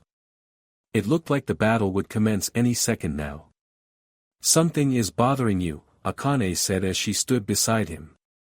Haku was also there, but he was paying more attention to what was happening in the arena. I feel like something is wrong with Hinata, Naruto admitted with a frown. I didn't think you cared about her. I don't. Shrugging, Naruto tried to find the words to express why he was so concerned. My concern has less to do with what's wrong with her and more to do with why. Hinata has always been a little weird, but it was nothing like this. She was shy and lacked confidence. Now she is cold and almost seems cruel. I don't know what could warrant this kind of change, but the fact that someone could change so quickly in such a short period of time is worrying. Akane wasn't the only one listening to him. Haku paid attention as well. The young ice user frowned as he looked at him, and then turned his attention back to Hinata. Unlike Akane and Naruto, Haku didn't actually know what Hinata was like before her change. They had never really interacted. Haku also hadn't been in the village for that long either. Even so, while he didn't know much about her personality from before, he was intelligent enough to create his own theories on her seemingly 180 transformation. Do you think someone is brainwashing her? It's perfectly possible. Naruto closed his eyes. That said, if someone is brainwashing her, then I have no idea who. I suppose we'll just have to keep our eyes peeled, Akane said. Whoever changed Hinata into the person she is now sounds dangerous. Naruto nodded, but he didn't say anything more. The battle between Team 8 and Team Guy had started. Ten-tailed Wolf, despite being a little nervous about facing off against her cousin, Hinata felt oddly calm. Her nerves were not shot, her mind was clear, and her body did not shake with fear like it would have months ago. Perhaps it was because she already knew how to beat him that she did not feel scared. Danzo had been training her for the past several months. Not only was she a lot stronger now than she was back then, but the plan that he had come up with was guaranteed to grant her victory. Kiba. Shino. Her 2 teammates turned to her, and she gave them a mile-long stare that caused both to shudder. I want you to leave Neji to me. While Shino didn't reveal what he was thinking, possible due to his entire face being more or less covered, Kiba gaped at her like she had just said something really stupid. Are you kidding me? He asked. His eyes were practically bulging in their sockets. You want to take on Neji alone? Listen, Hinata, I know you've gotten a lot stronger, but this is Niji we're talking about here. You saw the talent he displayed during the last round, didn't you? I have to agree with Kiba. Shino pushed his glasses up the bridge of his nose.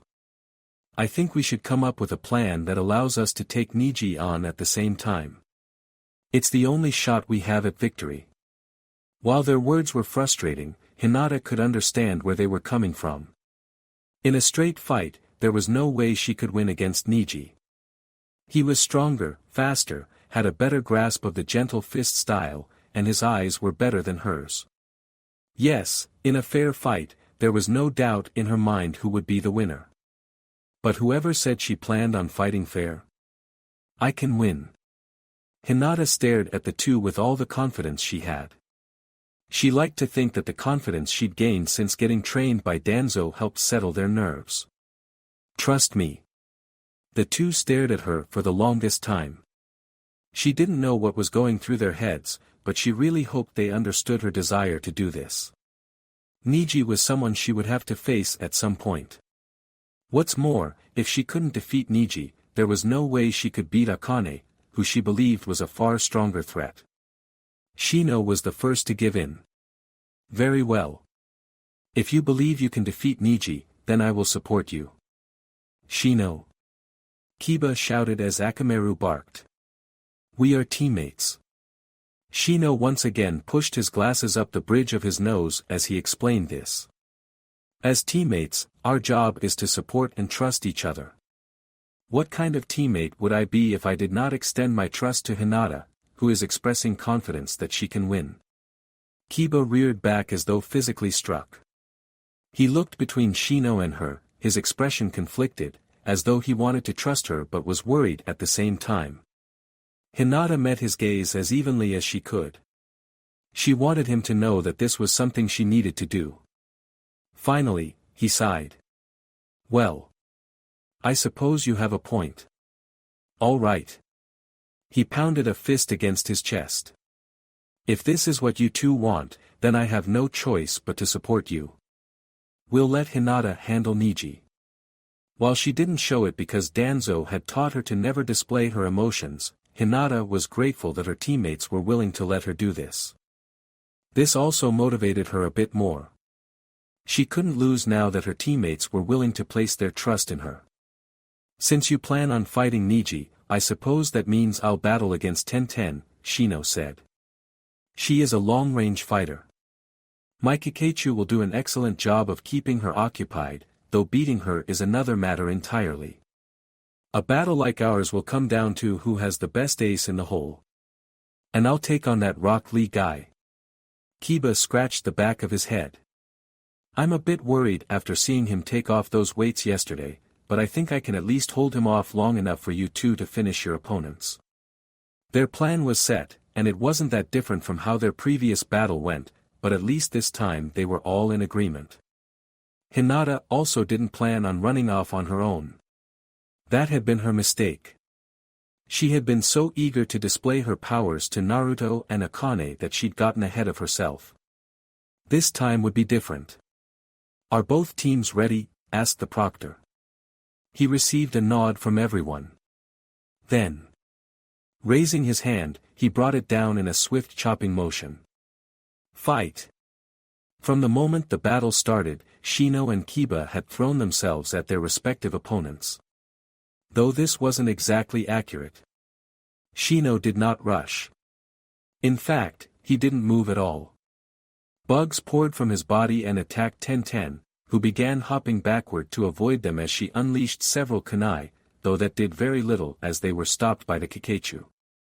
Kiba and Akamaru were rushing toward Rock Lee, though, and he met their head-on charge with a large smile. Yash! I see you are determined to engage me in a most youthful battle. Rock Lee exclaimed as he avoided Kiba's claw swipes. Left. Right. He juked and jinked, avoiding Kiba's attacks with ease. That is great. Come, let us bask in the sweat of our youth. Dude, that sounds gross. Kiba shouted. Kiba tossed a pill to Akamaru, who caught it in his mouth and swallowed. The dog's skin turned red almost immediately after. His nails sharpened, his fur bristled, and his entire disposition went from cute to vicious within seconds. As his dog became more violent, Kiba also swallowed a pill, and then crouched low as he formed the hand seal. "Let's go, Akamaru." Akamaru jumped onto Kiba's head as his chakra skyrocketed. Man-beast clone. Kiba and Akamaru were engulfed in a cloud of smoke. Rock Lee stopped moving when this happened and jumped back. Hinata didn't know if he was wary or just wanted to see what Kiba had up his sleeves, but when the smoke dispersed, it revealed not one but two Kibas.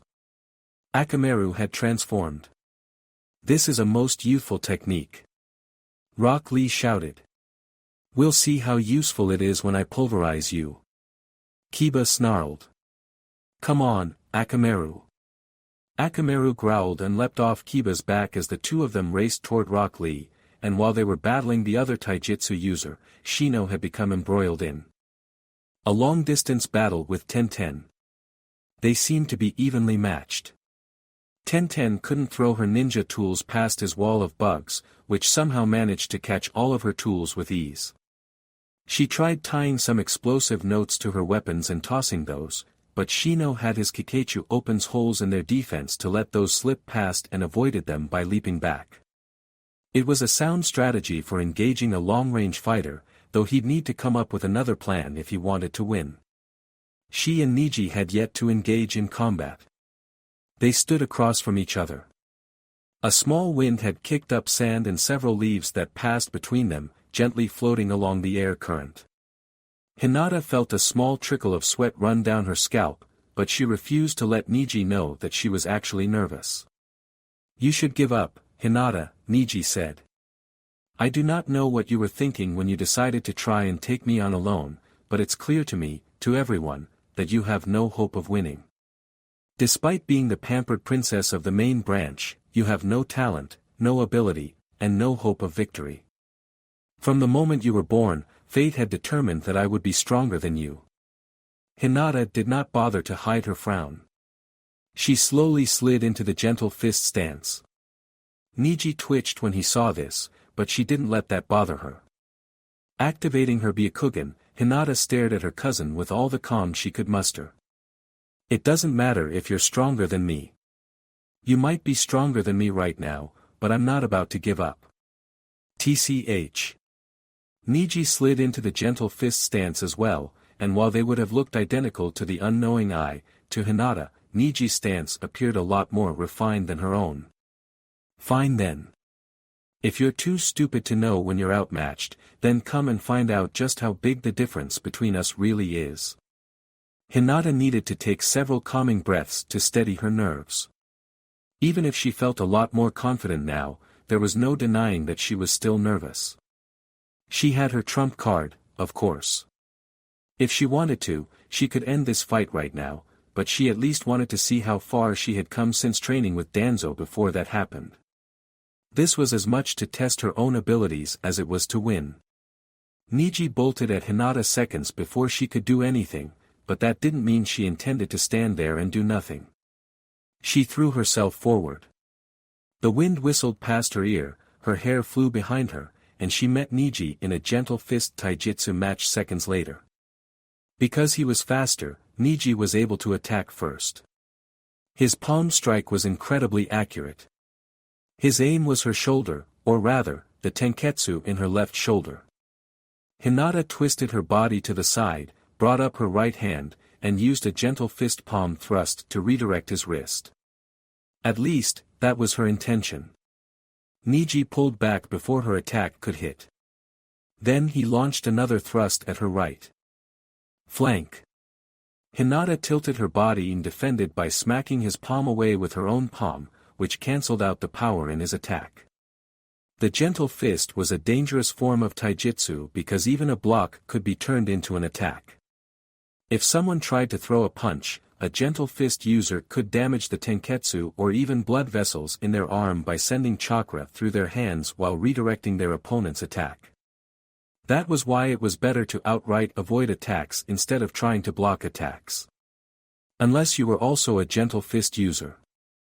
Hinata ducked underneath Niji's next attack, her hair ruffling as his palm soared past her head. She would have countered by sending chakra through his forearm, but then his other hand sought to strike her chest. Pain shot through her hand as she used the gentle fist to cancel out his attack. She hadn't gotten the chakra right, so her hand had suffered for it. However, even with this pain, she wasn't going to throw in the towel. While Niji was a lot faster than her, Hinata soon realized that she was a lot more limber. She could contort her body in ways that Niji couldn't. As his thrusts came in, she anchored her body to the ground with chakra and began bending her body at angles that his fists couldn't reach her. Had she been fighting someone else, this method of dodging wouldn't work. They could have just kicked her legs out. However, she was fighting another gentle fist user. True to the teachings of the gentle fist, Niji did not use his legs at all. It was considered a taboo among her clan. The wind whistled all around Hinata as she did everything in her power to avoid Niji's strikes. She ducked underneath a palm thrust, tilted her body left to avoid a finger strike to her torso, and contorted her body like a gymnast when her cousin attempted to attack her with a strike to the chest. Several times, her speed was not enough, and so she was forced to redirect his strikes by using the subtle method of countering developed by the Hyuga. However, those came at a price. Niji would use those opportunities to strike the tenketsu in her arm. She winced as one in her left forearm was closed by a swift finger jab after she had redirected his other hand, which had been aimed at her shoulder. Hinata wasn't quite sure how long their first bout lasted, but they were eventually forced to back off after running out of breath. Since the gentle fist required intense focus and concentration, it took a lot of energy. That was one of the downsides to their style of fighting. "Do you see the difference in our strength now?" asked Niji. "You are clearly outmatched. Give up." "I won't," Hinata said quietly, though she raised her voice when she spoke again. "It's true. You are stronger than me, but I don't have any intention of quitting. I refuse to back down." Niji gritted his teeth. "Fine then. Don't blame me for what happens during this battle." "I won't." Shifting his feet, Niji took a new stance, 1. That was not the traditional gentle fist but denoted that he was going to use one of the taijutsu-style signature moves. "You are within my range of divination," Niji stated before rushing toward her. This was it. Niji planned on using the 8 trigrams 32 palms technique. Hinata had been waiting for this moment. Hinata straightened her body and raised her hands into a new position. She started emitting chakra through her palms, a constant, steady stream that she regulated to carefully use only as much as she needed. Then she began to move her hands in a ceaseless pattern, moving faster and faster as time went on. With the chakra emitting from her palms, creating what almost appeared to be a barrier with her chakra. As Niji finally reached her and their clash began, Hinata called out the name of her jutsu. Protecting 8 trigrams 64 palms. Ten-tailed wolf, what is this? Mei wore a startlingly bright expression. The manner in which her eyes shone was like that of a child seeing a cool ninjutsu performed for the first time. That technique isn't part of the Hyuga's gentle fist, is it? It looks far too different from their inflexible style of combat. Sarutobi wore a pride-filled gaze as he watched the battle below. No, it is not. At least, not to my knowledge. Then this is an original technique? The Kazekage was also staring at the battle, his gaze contemplative. He rubbed his chin for several seconds as he judged Hinata's new jutsu. That's impressive. It's rare for a genin to have already created an original jutsu. Mei hummed under her breath. That technique, what did she call it again? Protecting 8 trigrams 64 palms. It appears to be a highly versatile jutsu. As they spoke, Hinata was fending off her cousin's attack, 8 trigrams 64 palms, by emitting a constant stream of chakra from her palms to form extremely thin, sharp blades. Niji did not appear to be getting injured by her technique. However, that was likely because every time their hands met, both of them were negating each other's chakra. It looks like she can use this technique both offensively and defensively. Raza crossed his arms. She can use it offensively by shaping her chakra into thin, sharp, and inflexible blades that let her hit hundreds of targets with extreme precision. If she uses it defensively, she can create much larger, stronger and more flexible, arc-shaped chakra blades that spread out across her attack range. This would effectively allow her to form a barricade between herself and her opponents. It was just as Raza had said. That was what Hinata was currently doing, creating large, arc-shaped chakra blades that formed a barrier around her body. Niji tried breaking through that barrier with his own technique, but he was being rebuffed. It is also thanks to Hinata's flexibility that she can even use this kind of technique. Sarutobi tapped his pipe against his chair, letting the accumulated ash out, then he brought it back up, stuffed more tobacco into it, and lit it with a small fire jutsu. The gentle fist is an inflexible style. However, Hinata appears to have taken what she knows of the style and modified its suit to her own needs and body type.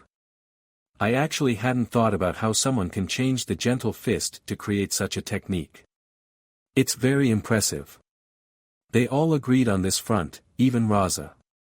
However, all of them also realized that there was a problem with this technique.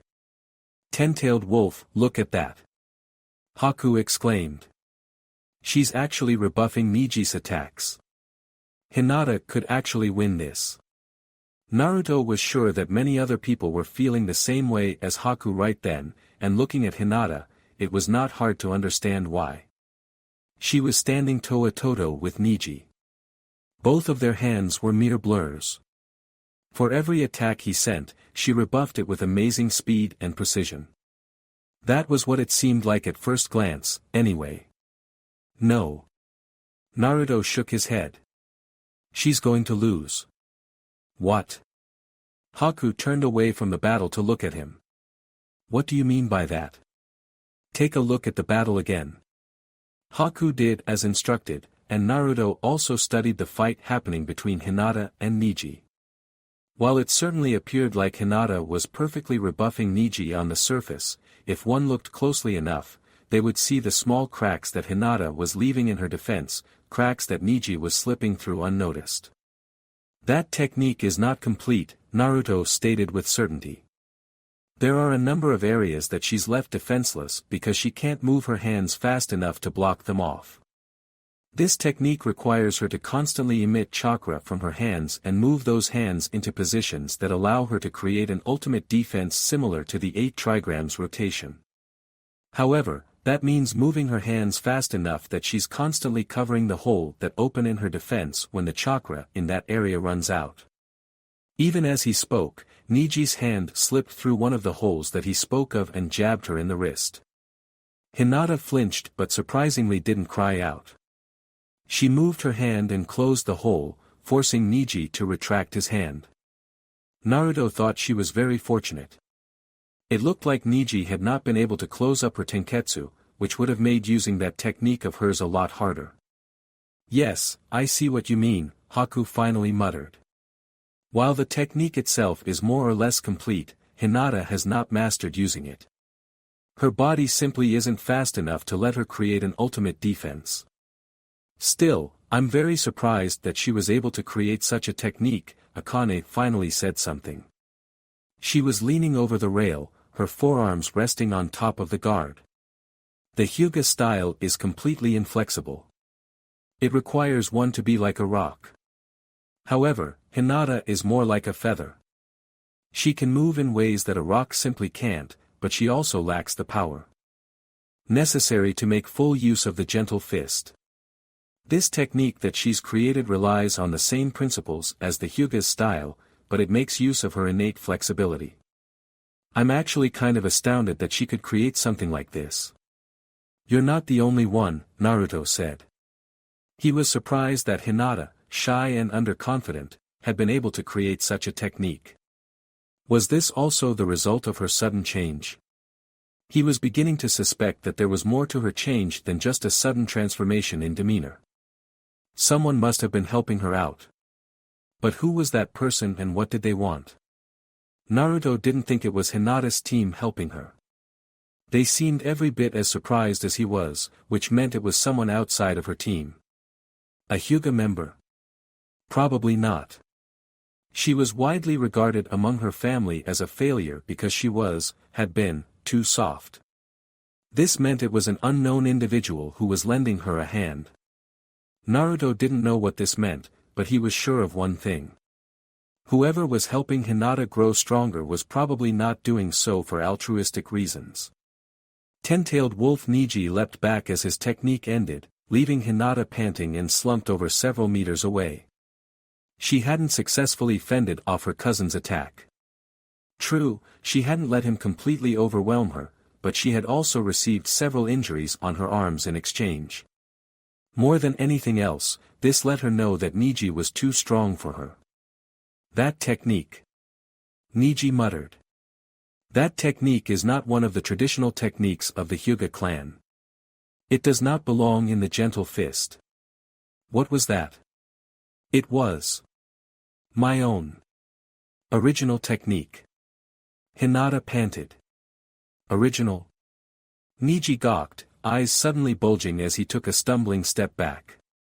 You created that? I did. Inconceivable. Niji gritted his teeth hard enough that Hinata thought his gums might bleed. That is absolutely inconceivable. I refuse to accept that you have created your own technique. You don't have to accept it. Perhaps that was something she shouldn't have said. Niji went pale, and his face became mottled with rage, eyes narrowing fiercely for all of 3 seconds before he howled in anger and rushed at her. While Hinata had not expected Niji to lose his cool like this, that did not mean she didn't have a plan on how to respond. Hinata made a hand seal as Niji ran toward her. Seal. Because he was wearing a headband, no one could see the seal light up on his forehead. With a scream, Niji tumbled to the ground, skidding along it before coming to a stop. But that didn't mean he had stopped screaming. He covered his head with his hands and squirmed along on the ground like an insect. Hinata kept the seal going for several more seconds before she stopped. Niji stopped wiggling around, but it was clear that he was still in pain, as evidenced by the way he remained on the ground despite them being in combat. Hinata glared down at her cousin. You keep stating that it would be better for me to surrender, that fate had determined the difference in strength between us. However, you have also forgotten your station, Niji. I am from the main house, and you are from the branch house, and yet here you are, fighting against me. Perhaps the person who wants to fight against fate the most is not me. Niji could not get up. He tried, certainly, but his body had been defeated by the power of the cursed seal attached to his forehead, the one that made it impossible for him to go against the main family. All he could do was glare impotently at her. Damn. You. Hinata didn't let herself appear bothered by the loathing in his eyes. This was something that she had mentally prepared herself for. Niji's hatred of the main branch was well known to her, and Danzu had informed her that this was something she would have to deal with at some point. She pulled out a kunai, knelt beside Niji, and placed the kunai against his neck. The battles between Tenten and Shino, and Kiba and Rock Lee were still happening. Tenten and Shino were in an obvious stalemate. Neither was able to gain an advantage over the other thanks to their respective fighting styles. Tenten was too good at keeping her distance, but Shino was too good at avoiding her kunai. The battle between Rock Lee and Kiba was more one-sided. Kiba might not have lost, but he was certainly not in the best of shape. One of his arms was dangling uselessly. It was clearly broken. He also had numerous bruises on his face and his left eye was swollen shut /. I have taken Niji captive, Hinata shouted in a loud voice.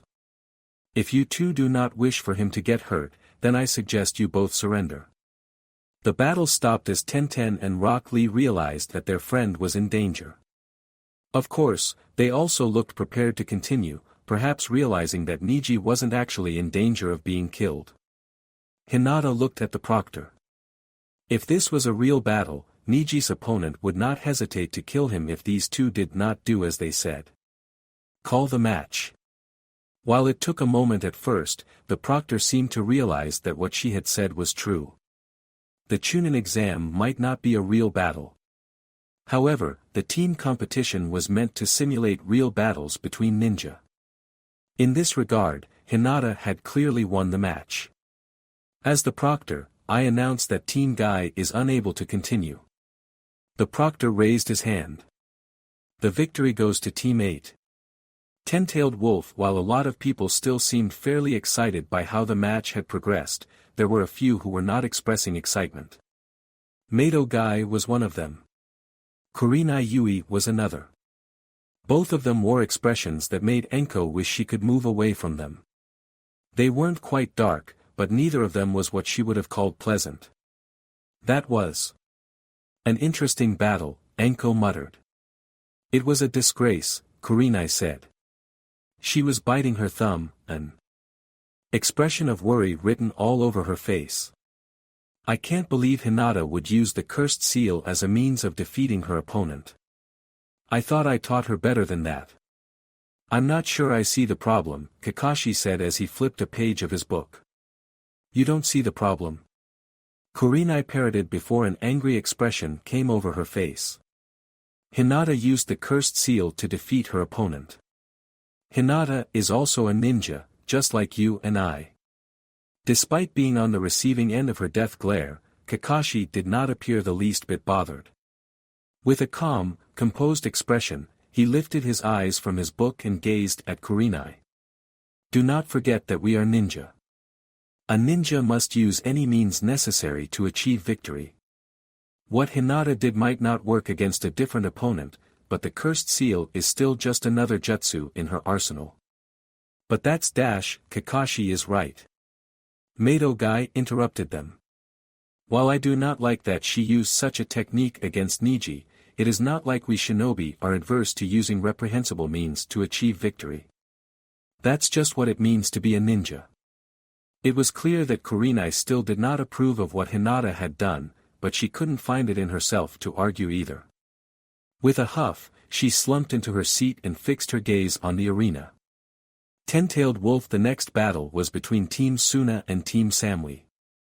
Both teams were already down below. Samui stood in front of Karui and Omoi, her partners, who were arguing over how to defeat Gaara and his teammates. I'm telling you, the first thing we should do is take out Temari and Kankuro, Omoi said around his lollipop. And I'm telling you that we need to finish Gaara first. Karui's eyes were narrowed in fierce competition, as though a fire were blazing behind them. He's obviously the most dangerous, so taking him out before we fight the other two is the best method we have to fight these people. It's because Gaara is so strong that we need to take out the other two first. Omoi presented his counter-argument. Since he's so powerful, we don't want to have to fight against those other two while trying to deal with Gaara. If we take those two out first, we'll have a much easier time fighting against him. Samui could already sense where this argument was going. If she let it continue, Omoi would no doubt say something that Karui misinterpreted, which would further result in Karui hitting him. While she would have normally just let these two get all that out, right now they were in the middle of a competition to decide whether they were fit to be Chunin or not. I believe that Omoi's plan is more tactically sound. She tucked a strand of blonde hair behind ear. Right now, there is no telling how long it will take us to defeat Gaara. Do not forget that Gaara is a Jinchuriki-like sensei. That means even if he doesn't have a lot of experience, he is still a powerful force to be reckoned with. We can't afford to let ourselves grow complacent here. I guess, Karui grumbled and hung her head, clearly not satisfied by this outcome. Samui shrugged. There wasn't much she could do about this girl and her mood swings. I'm guessing you have a plan? Omoi asked. I wouldn't call it a plan, but I do have a basic idea. Samui frowned and crossed her arms as she looked at all the people up in the stadium. First thing we need to do is separate these three. After that, we need to slow down Gaara's sand. If we can do that, then we can take out his two teammates before fighting against Gaara 3-on-1. That said, it was still a long shot. Are both teams ready? Asked the proctor. We are, Samui said. Hurry up and get this battle started, Gaara said. Very well. Then on 3, 2, 1. Fight. Samui knew that they would be in for a difficult fight if they did not seize the initiative, which was why she raced forward the moment the battle had started. Her tanto left its sheath with a hiss as she pulled it out. Barely a second had passed and she was already closed the distance between them. Sand poured from the gourd as though it had a will of its own. Samui ducked low as the sand flew at her, and then she cleaved it in half, forcing the sand to disperse. While she couldn't see them, Samui knew that Karui and Omoi were following her close behind. She could hear the sound of their feet pounding against the ground. Instead of going after Gaara, Samui changed course upon reaching them and raced toward Kankuro. Just like what she did with Gaara's sand, Samui sliced into Kankuro's body as though to cleave him in half, though she used the back of her blade. But rather than getting sent flying, the Kankuro she hit broke apart into multiple pieces. A puppet? The pieces suddenly stopped moving in midair and tried to attack her with sharp blades that were no doubt coated in poison. Samui leapt back, toward Gaara, and the blades that followed her were crushed by sand when Gaara tried to capture her. As she attacked Kankuro and used Gaara's sand against her current opponent, Karui and Omoi had double-teamed Temari. As a wind user, she was a lot more dangerous. Wind was strong against lightning. Wind release, wind cutter jutsu. Cloud-style crescent moon beheading. Temari swung her fan and unleashed an extremely sharp wind blade at Karui, but Omoi quickly rushed into the blade's line of fire and swung his sword in a crescent moon-shaped arc. This technique was normally used to counter multiple opponents. In this instance, however, it did an admirable job of cancelling out Temari's jutsu. Showing that they have great teamwork even if they argue, Karui used this opportunity to leap over Omoi, using his shoulders as a springboard to launch herself higher into the air. She came down with a powerful overhand swing that Temari blocked by bringing up her fan. The ground underneath her cracked, a testament to Karui's strength, but the Suna Kunoichi held firm. You aren't bad, Karui said. With a grit-teethed grin. You're not so bad yourself, Temari admitted. While Karui was distracting Temari with their battle of strength, Omoi raced in from below, his body crouched low to the ground, and attacked the Windusser before she knew what hit her. Cloud-style front beheading. Despite its name, this technique wasn't used to actually behead someone. It was just a really quick attack from the front. Also, Omoi used the back of the blade, which was flat.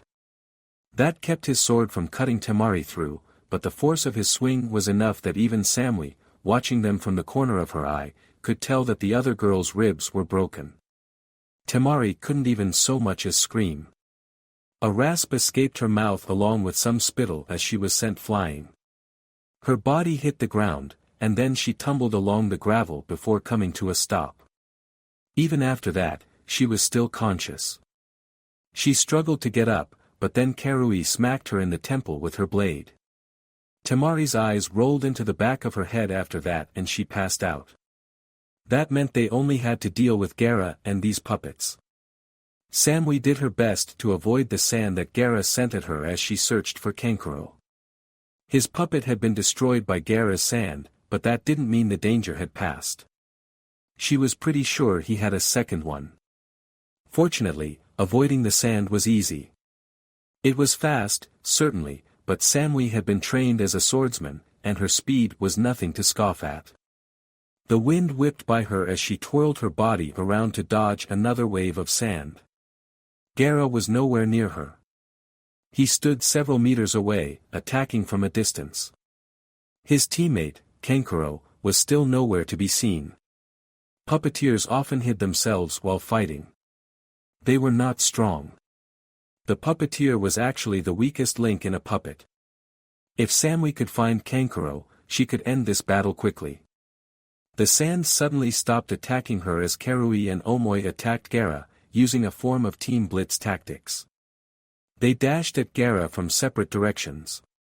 Their swords cut into the sand shield that Gaara had erected, but perhaps owing to the amount of chakra their foe had at his disposal, their blades could barely do anything. They'd scratched the surface, which sealed up with more sand. Samui was left with no more time to observe her teammates fight.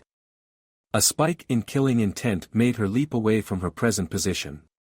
What impaled the ground was not a puppet as she expected, well, not a full puppet. It was just the body and the head. Judging from how Kankuro was attacking her with this one puppet, she could only assume that he didn't have any others. Gripping her tanto, Samui raced forward and sliced right into the puppet's body. She felt a moment of resistance, but she just channeled lightning chakra through her blade, increasing its cutting power. After that, her blade went right out the other side. Wanting to be thorough, Samui spun around and sliced through the puppet a total of 8 more times, causing the entire thing to fall to pieces. Karasu, a shout echoed from the glade to her left. Samui didn't hesitate. She tossed several kunai at the glade, forcing Kankuro to leap out, abandoning his position. In the time he leapt to the time he landed, Samui raced across the distance separate them. Kankuro's feet didn't even have time to touch the ground for more than a second before she attacked him with the flat end of her tanto. Cloud-style front beheading. While Karui had a lot more power than she did, Samui was definitely the faster of the two. Her attack came in swift and sure. She felt Kankuro's face break against the flat of her blade, saw the way his cheek caved as the cheekbones broke, and then he flew backwards, slammed into a tree, and fell unconscious to the ground. Then there was only one. Samui turned back to Omoi and Karui's battle against Gaara. It was still at a stalemate. Neither Karui or Omoi could break through that sand shield, but Gaara was simply too slow to catch them. Biting her lip, Samui observed the way the sand moved.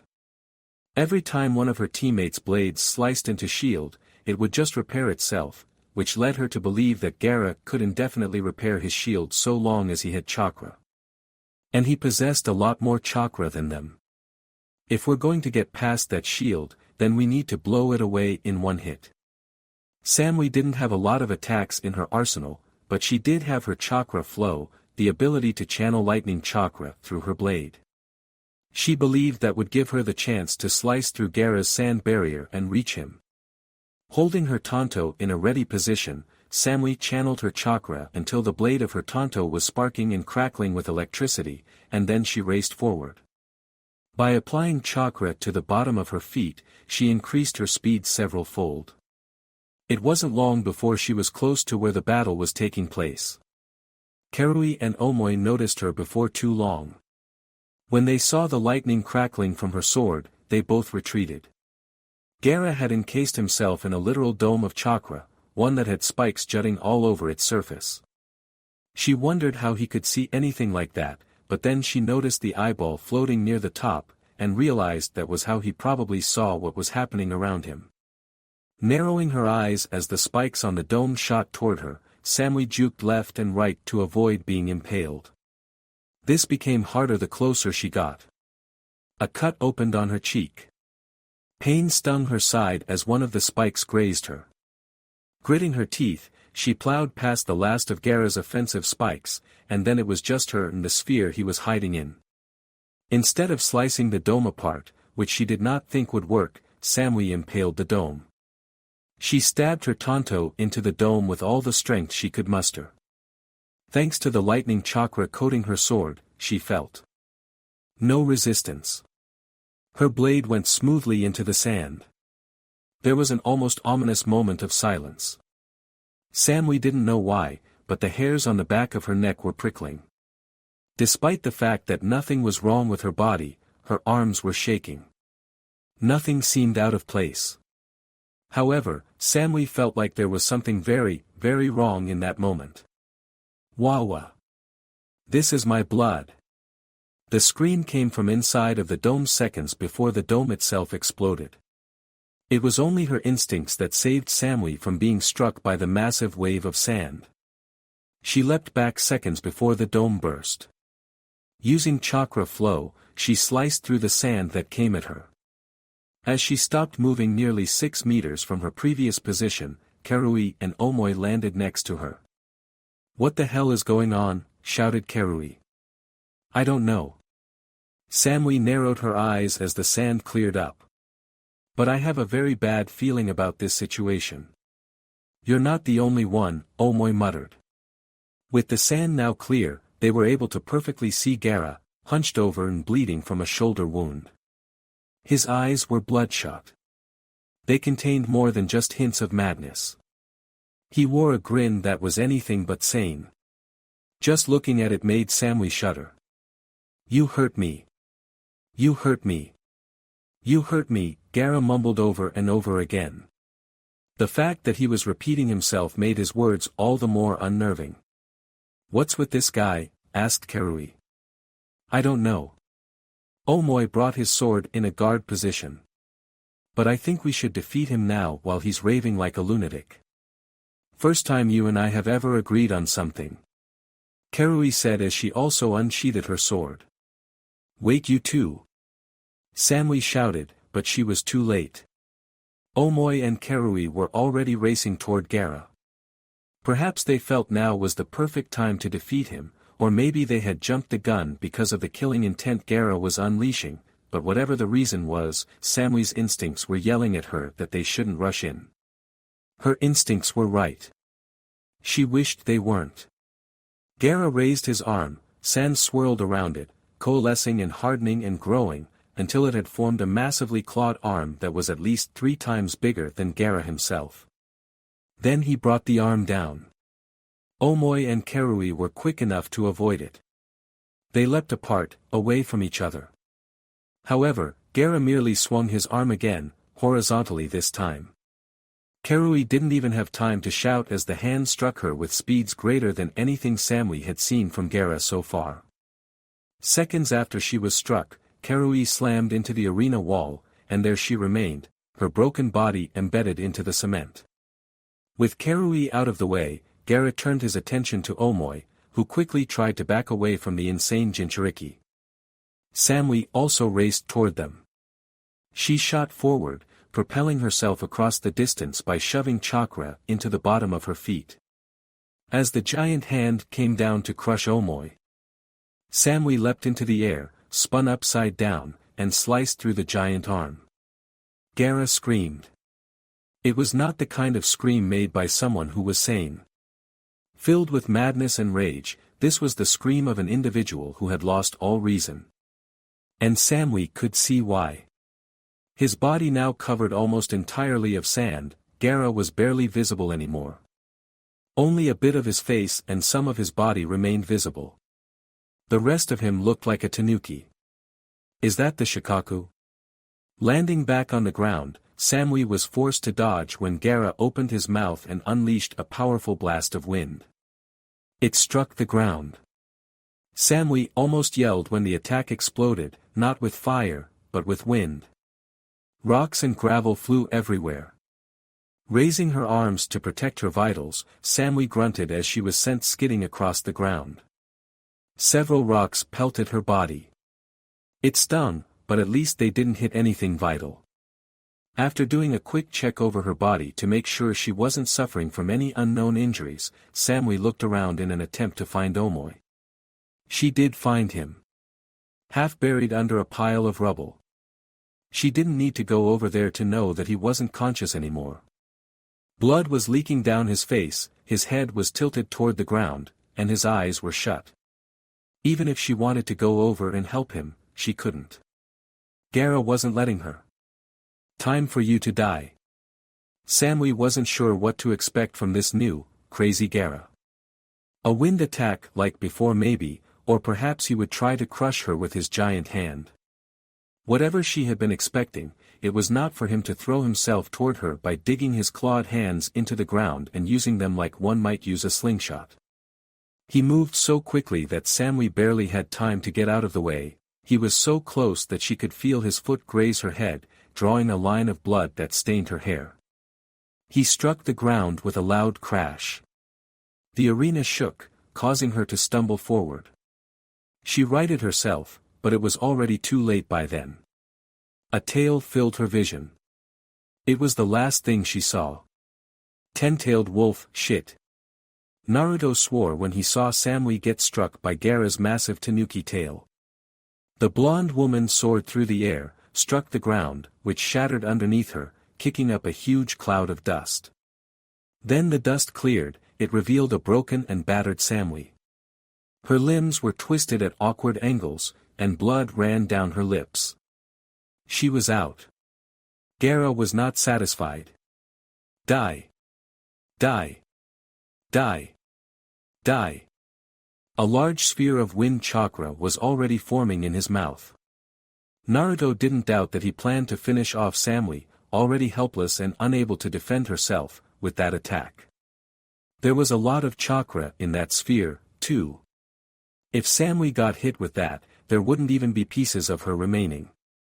Naruto was already prepared to jump off the railing, but he needn't have bothered. Before Gaara could actually go through with his murder attempt, a giant hand made of iron particles grabbed the insane Jinchuriki and squeezed tightly. Gaara thrashed and screamed as he attempted to break free. However, those iron particles were surprisingly strong. Enough of this, Gaara. Calm down right now. Raza, now standing on the edge of the Kage's viewing balcony, shouted. Let go of me. I'll kill you. I'll kill all of you. Even with the iron, which Naruto now realized was the iron sand of the Kazekage, holding Gaara fast, the crazy Jinchuriki refused to surrender and kept thrashing around. This didn't do anything. The iron sand was too strong. However, Gaara didn't even seem to care that he couldn't move and kept struggling, which meant the competition couldn't proceed. They were probably fortunate that the Kazekage seemed to have experience in dealing with this. The iron sand quickly engulfed Gaara's entire body inside of a cocoon. Even so, Naruto could hear the thrashing of the Jinchuriki inside of the cocoon, but the Kazekage ignored that as he floated the now giant ball of iron sand out of the arena. Well. Naruto muttered, that just happened. I wonder what the judgment call is going to be with this battle, asked Haku. You and me both, Akane said. Someone would have to be declared the victor. However, Team Samui was out of commission and Team Gaara was. Well, Gaara had just been taken off the field, which was usually a declaration of forfeiture and disqualification. Given that, it was unsure if a winner even could be declared. Yet even as these thoughts passed through Naruto's head, several medical ninja came onto the field and began checking the members of Team Samui, and also Temari and Kankuro, for injuries. Naruto, Akane, Haku, and everyone else in the competitors' booth waited on bated breath as the judges and proctors conferred with each other to determine who would walk away from this debacle as the victor. Ten-tailed wolf, I am awfully disappointed in your son, Sarutobi said. You are not the only one, Raza grunted as he maintained the sphere that kept Gaara confined. From the sweat beading on his forehead, he was having a bit of trouble. I never expected my son to lose it like that. He's always been difficult to control, but it's been a long time since he's gotten to the point where I have to restrain him like this. It sounds to me like you've created quite the monster, Mei said. I wonder if the reason he's like this is because of how you and your village have treated him. I suggest you not make such base accusations about me or my village when you have no idea what we've gone through, Lord Mizukage, Raza grunted. Humph. With a huff, Mei crossed her arms and looked away. Ten-tailed wolf several minutes passed before the proctor returned to the arena. The crowd, now anxious to know the outcome of the most recent fight, sat on bated breath and waited for his announcement of the results. Tension hung in the air as the man remained silent. It seemed as if he was drawing this out specifically for that purpose. After conferring with the judges, it has been decided that Team Samui has lost and Team Gaara will be continuing on to the finals, the proctor said at last. However, because of what happened during this round, The one known as Gaara will be barred from being allowed to become a Chunin this year, though he will still be able to compete in the exam. People began muttering as they heard this announcement, though Naruto couldn't hear them. Everything was jumbled because there were so many people talking at once.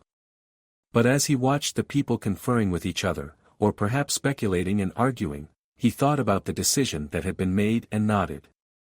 "It seems like a fair enough decision," Naruto said. "You think so?" Haku looked skeptical. "Given what happened, I feel like Gaara should be banned from continuing the exams." "Why?"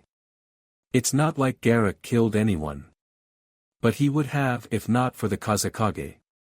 "Maybe, but it doesn't change the fact that no one has died. In any case, if he had been disqualified, that would not have been good for us." "Why is that?" Since Naruto didn't know too much about the situation, he turned to Akane, who was leaning against the railing with a contemplative frown. She noticed his stare. Turning her head, she looked at him, then at Haku, taking that second of observation to figure out what they wanted from her. "It wouldn't be good for us because I believe something is wrong with Shikaku." Akane tucked a strand of hair behind her ear. "There's definitely something going on inside of the seal that's keeping Shikaku locked up. I would like to find out what, but I can't just go up to Gaara since he's a ninja from Suna. This tournament is the perfect opportunity for Naruto and I to travel inside of the seal and see what's wrong." "So you want to go inside of the seal and see if something is wrong with Shikaku?" Haku asked for clarification. "That's right." Akane nodded. A vein throbbed on Haku's forehead. "And when were you planning to tell me this?" "When the subject came up. Like it did just now." Haku's shoulders slumped. "Will Team 7 and Team Enko come down to the arena?" the proctor called out. "It looks like we're up again." Naruto climbed onto the railing. "Come on, you two," he said before leaping off. "What do you think you're doing?" shouted Haku. Naruto just laughed as he landed on the ground without leaving so much as a crack from the impact. Akane followed him shortly after, and after a moment or two, a disgruntled Haku also leapt over the rail. Perhaps because he didn't want to be beaten, Sasuke also leapt over the rail, though his landing was a lot less graceful. He left cracks in the ground, imprints in the shape of his feet. Sakura and Sai decided to follow him. They moved to stand on opposite sides of the arena. Seeing that both teams looked ready, the proctor stood between them. "Are both teams ready?" After receiving an affirmative from the members of each team, he raised his hand. Then, "Fight!" And the moment the fight began, it ended. "Ten-tailed wolf, what? What just happened?" asked Asuma as he stared blankly at the arena. "I'm not sure myself," Kurenai muttered. "Enko?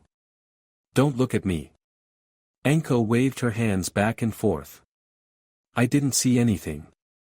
"Any ideas on what could have happened, Kakashi?" asked Mato Gai. Kakashi was not reading his book like normal, and what's more, he had his Sharingan out and was using it to observe the battle. Well, he would have been using it to observe the battle, except the fight hadn't even lasted 1 second. No one could seem to figure out what had happened. Immediately after the fight had started, it appeared to be over. No one had seen anyone move, but Naruto and Akane were standing over the unconscious bodies of Sasuke, Sakura, and Sai. In the split second that the battle had started, those two had somehow closed 100 meters worth of distance and defeated 3 talented genin. Did they use some kind of speed technique? Kurenai theorized. No. Kakashi sighed as he slowly pulled down his headband until his Sharingan was covered. They didn't use a jutsu or anything of the sort. That was nothing more than speed. Speed? Asuma chuckled. Surely, you must be joking. Only the strongest of jonin like Guy over there can travel that fast. Kakashi said nothing. Asuma's chuckling slowly dissipated. You're not joking, are you? I am not. Kakashi scratched the back of his head. That was nothing more than their physical abilities. No jutsu or chakra was used. They ran over to Sasuke, Sakura, and Sai, and clobbered them over the head. This isn't funny. Asuma looked like he had been struck by a lightning bolt. Are those two even genin? Of course not. Enko scoffed. Didn't I tell you that they were far stronger than any genin has a right to be? Well. You did, but damn, I thought you were being facetious. I was not. They really are strong, Kurenai said. Now I'm wondering just how strong. Hell if I know. Enko scowled as she realized that even she still didn't know everything about those two. I'd like to know just how strong those two are myself. Ten-tailed wolf. It was silent in the Kage's booth as the three Kages tried to digest what they had seen. Mei and Raza both looked rather shocked. Raza more than Mei, who at least had an idea of what those two were capable of. Sarutobi was the first to recover. Well. That was quite something. Something, Raza muttered. Yes, I suppose that's one way of looking at it. Naruto has gotten even stronger than before. Mei frowned. I hadn't realized this when he and I sparred, but it looks like he's been holding back on me. Raza turned a querying look on her. Wait. Do you mean to tell me that you have been sparring with a Konoha genin? Never mind that, Mei said hurriedly. Let's just enjoy this short interlude before the next match starts. Ten-tailed wolf. Since the next match was the semi-finals round between Team 8 and Team Suna, a half-hour break period had been granted so the two teams could recover. This was partially done because Team Anko's battle had been so fast that Team Suna hadn't been given a chance to rest. Since Temari had a broken rib and Kankuro received a concussion, it was deemed prudent to give them some time to heal from their battle. Kiba, Shino, Naruto said before the two could leave the competitor's booth. Both of them stopped. Hinata did, too, but Naruto didn't think paying attention to her would be a good idea, considering what had happened between them. I don't think I need to tell you this, but Gaara is extremely dangerous. If it looks like you're going to lose, then surrender. Hey, you don't have to tell me twice, Kiba said. Akamaru is petrified of that guy, and having seen what he's capable of, I'm pretty well aware that none of us can beat him. He grinned. But that doesn't mean I'm just going to give up without a fight. Fair enough, Naruto said. I just wanted to warn you. We appreciate your concern. Shino's shades caught in the light as he pushed them up his nose. We shall definitely take your advice into account. That's all I ask. As the three genin left, Naruto turned back around and walked over to the railing, where he looked down. Team Suna was already there. Kankuro looked a little worse for wear, what with his head wrapped in bandages, but it looked like he had brought another puppet, or maybe he'd repaired the one that Gaara had destroyed. Temari also appeared to be healed. She stood far away from Gaara, who had calmed down and was standing with his arms crossed and an irritated expression on his face. How long do you think those three will last? Asked Akane. Not long. As he spoke, Kiba, Hinata, and Shino walked onto the field. I honestly don't think they'll last more than a few minutes. It really depends on how well they can keep Gaara from using his sand. Shino had a small advantage in that department. His Kikaichu could absorb chakra, which meant he could theoretically absorb Gaara's chakra. Of course, Gaara was a Jinchuriki. He had more chakra than even most Jonin. Naruto had his doubts about whether Shino could actually absorb enough chakra to make a dent in Gaara's reserves.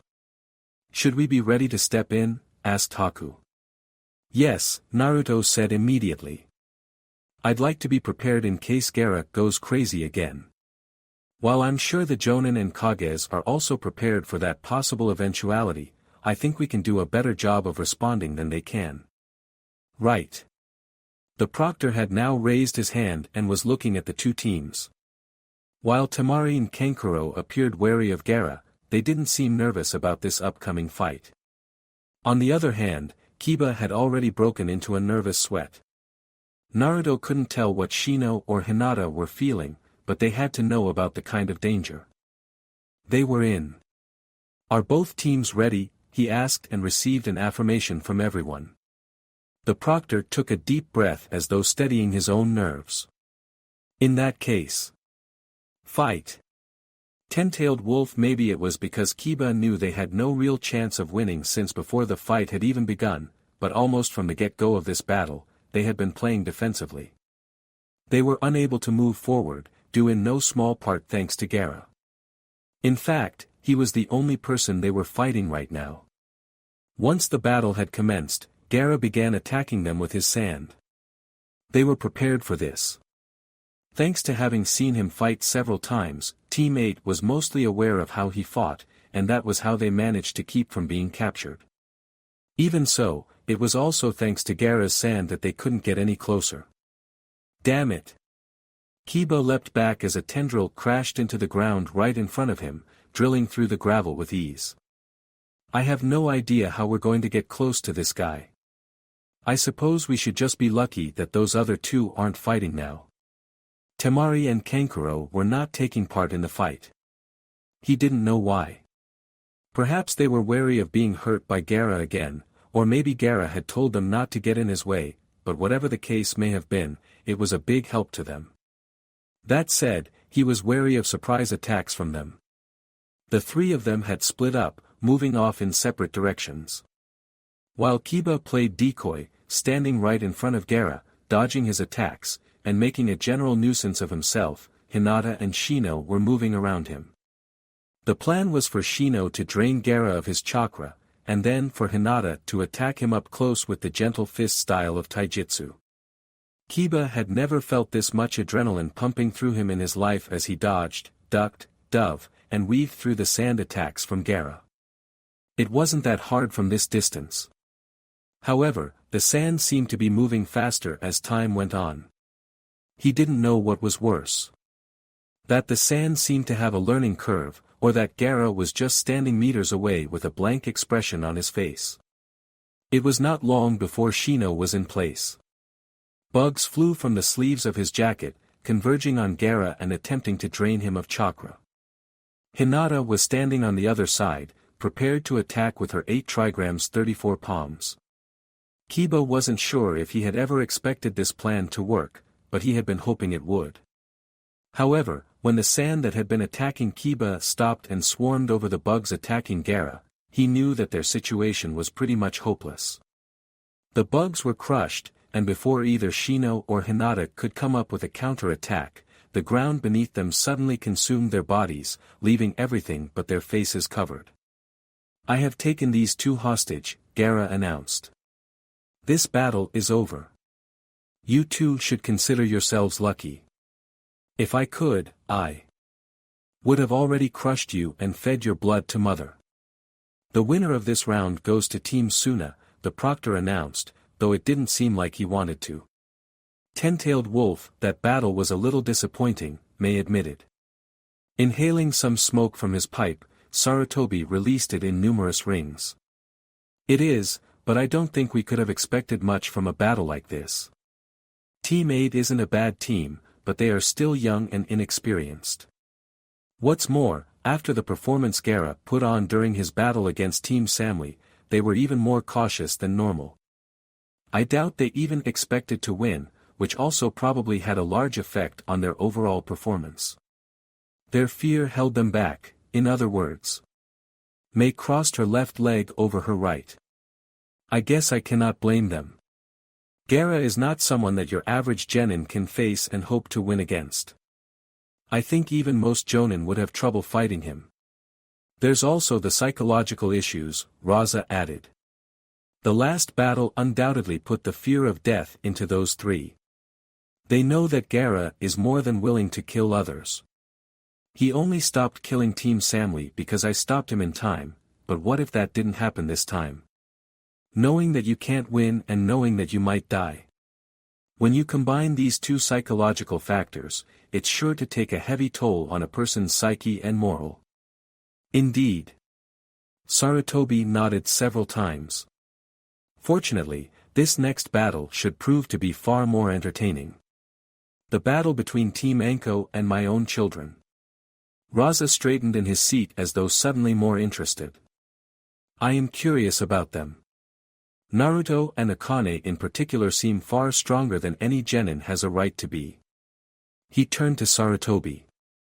I'm beginning to wonder if those two aren't secretly Jonin in disguise that you sent here to display Konoha's power. While the insinuation was insulting, it wasn't like Sarutobi could blame the man for thinking that way. Commonly referred to as sifting, there were many villages who would train genin up until they were as powerful as a jonin, and then send them off to take part in the Chunin exam. By doing this, they made potential customers think that all of their ninja were this powerful, when in fact, only a handful had that sort of ability. This sort of tactic was actually quite common. Surely you jest, Lord Kazekage. Sarutobi gave Raza a congenial smile. It is true that Naruto and Akane are indeed beyond the strength of a genin and even most jonin, but that is not because of anything I have done. Sadly, I cannot claim credit for this. Honestly speaking, I did not even know about their strength until after they graduated.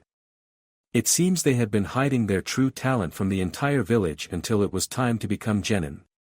This was a partial truth since Naruto had hidden his strength from the village, but Akane had not been a part of the village until after the graduation. Still, Sarutobi was not truly lying. He had known nothing about this until after Naruto graduated. Raza studied him as though trying to detect a lie. After several seconds, he was forced to concede Sarutobi's point with a nod. I suppose I have no choice but to believe you. I appreciate that, Lord Kazekage. Still wearing a congenial smile, Sarutobi decided to put a small nail in the coffin of this conversation.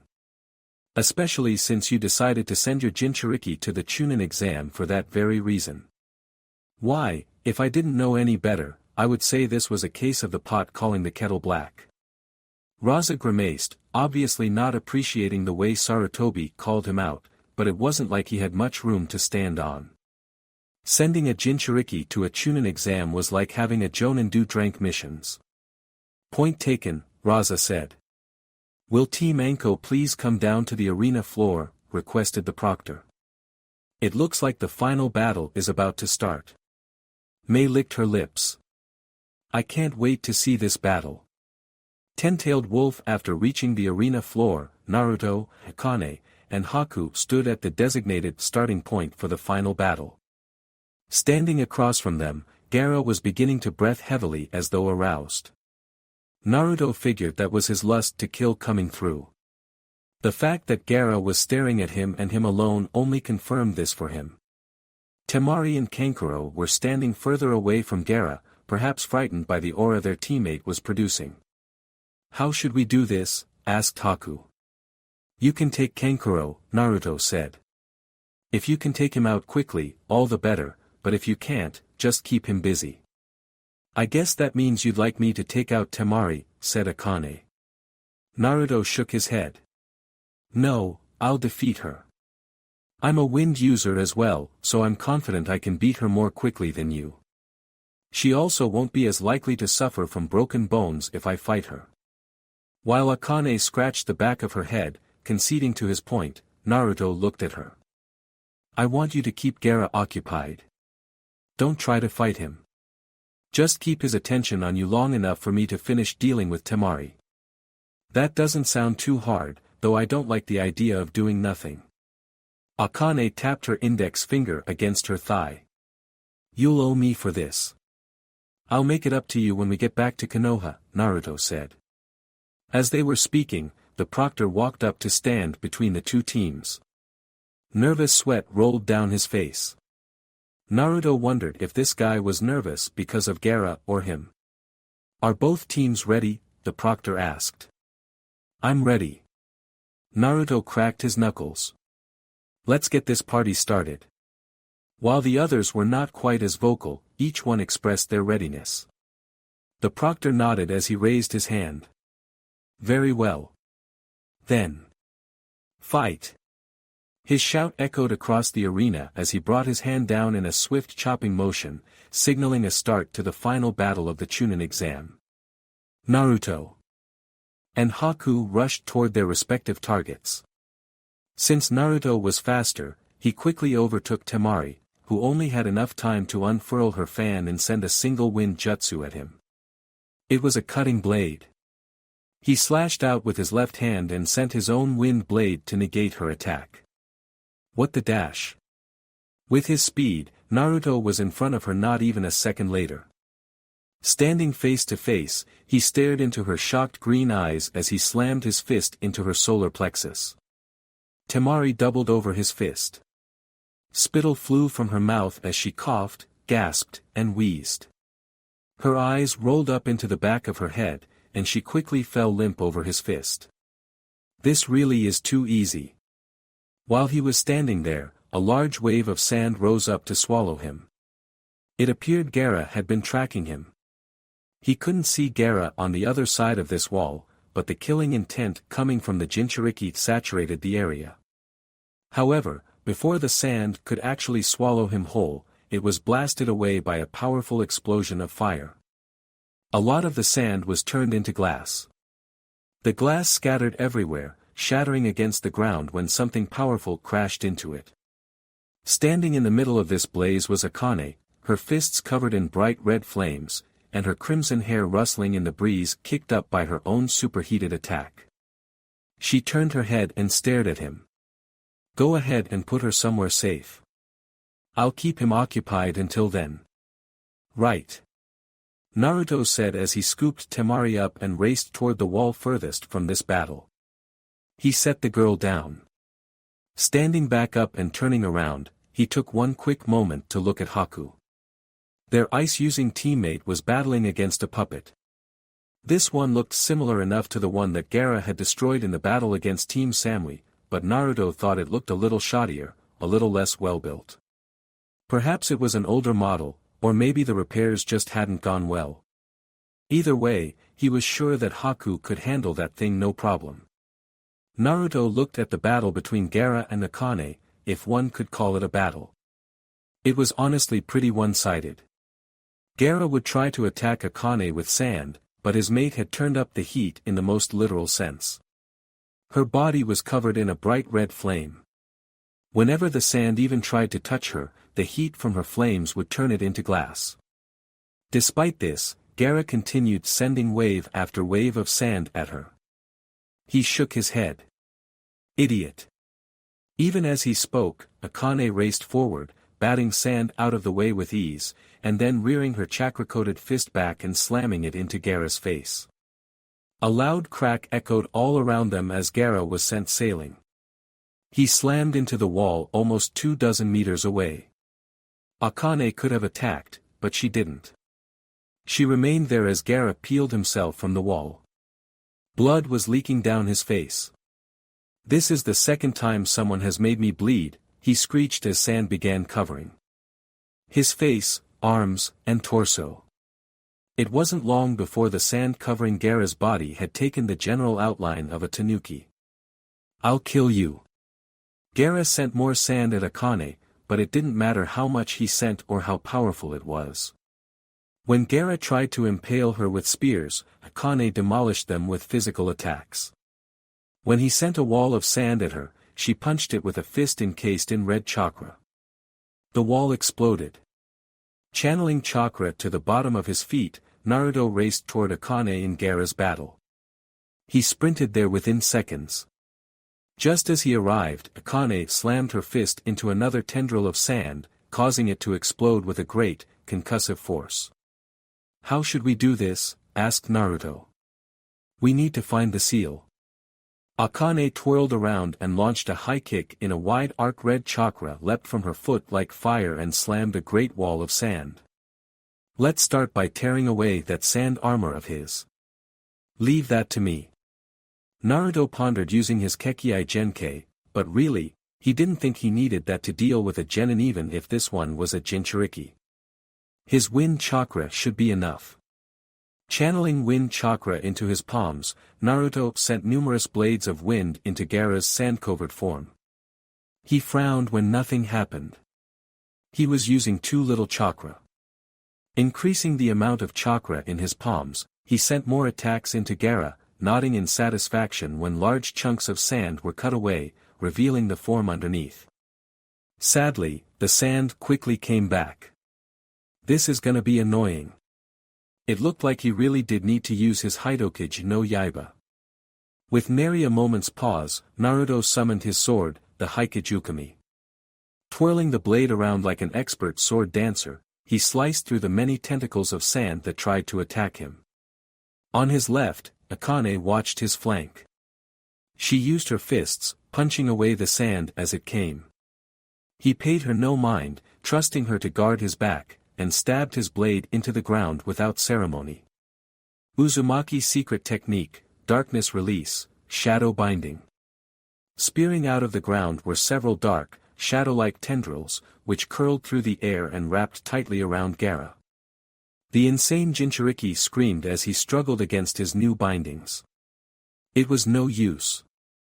Shadow binding was a technique that used the darkness element, or rather, the yang element to bind a person or object with shadows. It was similar to the Nara clan techniques. Like most of his jutsu, the more chakra Naruto pumped into it, the stronger it would become. Gaara might have had a lot of chakra, but he didn't have nearly as much as Naruto. "I'll murder you. I'll murder you." "You say that, but it looks like you're stuck," Naruto said. "Kill you. Kill you. I'll kill you." Naruto sighed. "This guy's not even listening to me." Shaking his head, Naruto placed his hands on the sand covering Gaara's body, and then he channeled his chakra through the sand. Gaara screamed as the Tanook-shaped armor exploded off his body. He probably would have tried to reform his armor, but Naruto commanded the darkness binding him to constrict. The pain this caused made Gaara lose his concentration. "Do you know where the seal is?" "Probably on his stomach." Naruto nodded. "Stomach. Right. Makes sense." Using wind chakra to tear the clothes around Gaara's stomach, Naruto placed his palms on the Jinchuriki's skin and channeled more chakra to activate the seal. It appeared, a series of swirling red symbols in kanji. This seal was a lot less complicated than his own. Honestly, it kind of sucked. He wondered how such a dull seal with so little power could contain a beast like Shikaku. Well, whatever. "Ready, Akane?" A pair of delicate hands landed on his back. "Ready. Then here we go."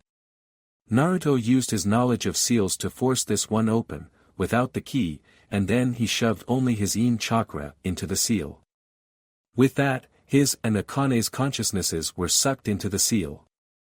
Ten-tailed wolf Sarutobi eyed Raza warily as the Kazekage gripped the edge of his seat and leaned forward. The man's forceful eyes gazed at the arena as though he wanted to blow it to smithereens. Seeing such a gaze on the normally calm, if arrogant, face was a bit disconcerting. "Is there a problem, Lord Kazekage?" asked Sarutobi. "There might be." Raza leaned back and unclenched his hands as though forcing himself to be calm.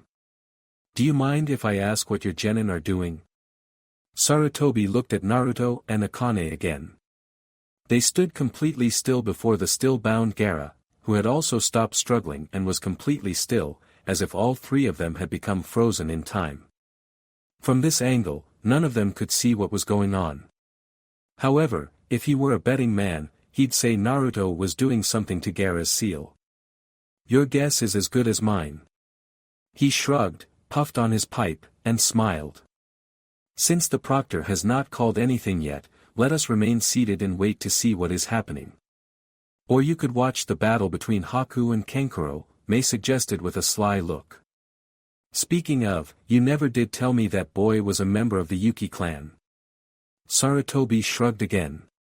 "It never came up." "Oh, indeed. I suppose it has not. Just like it never came up that you're currently housing Zabuza, one of the 7 swordsmen of the mist, in Konoha."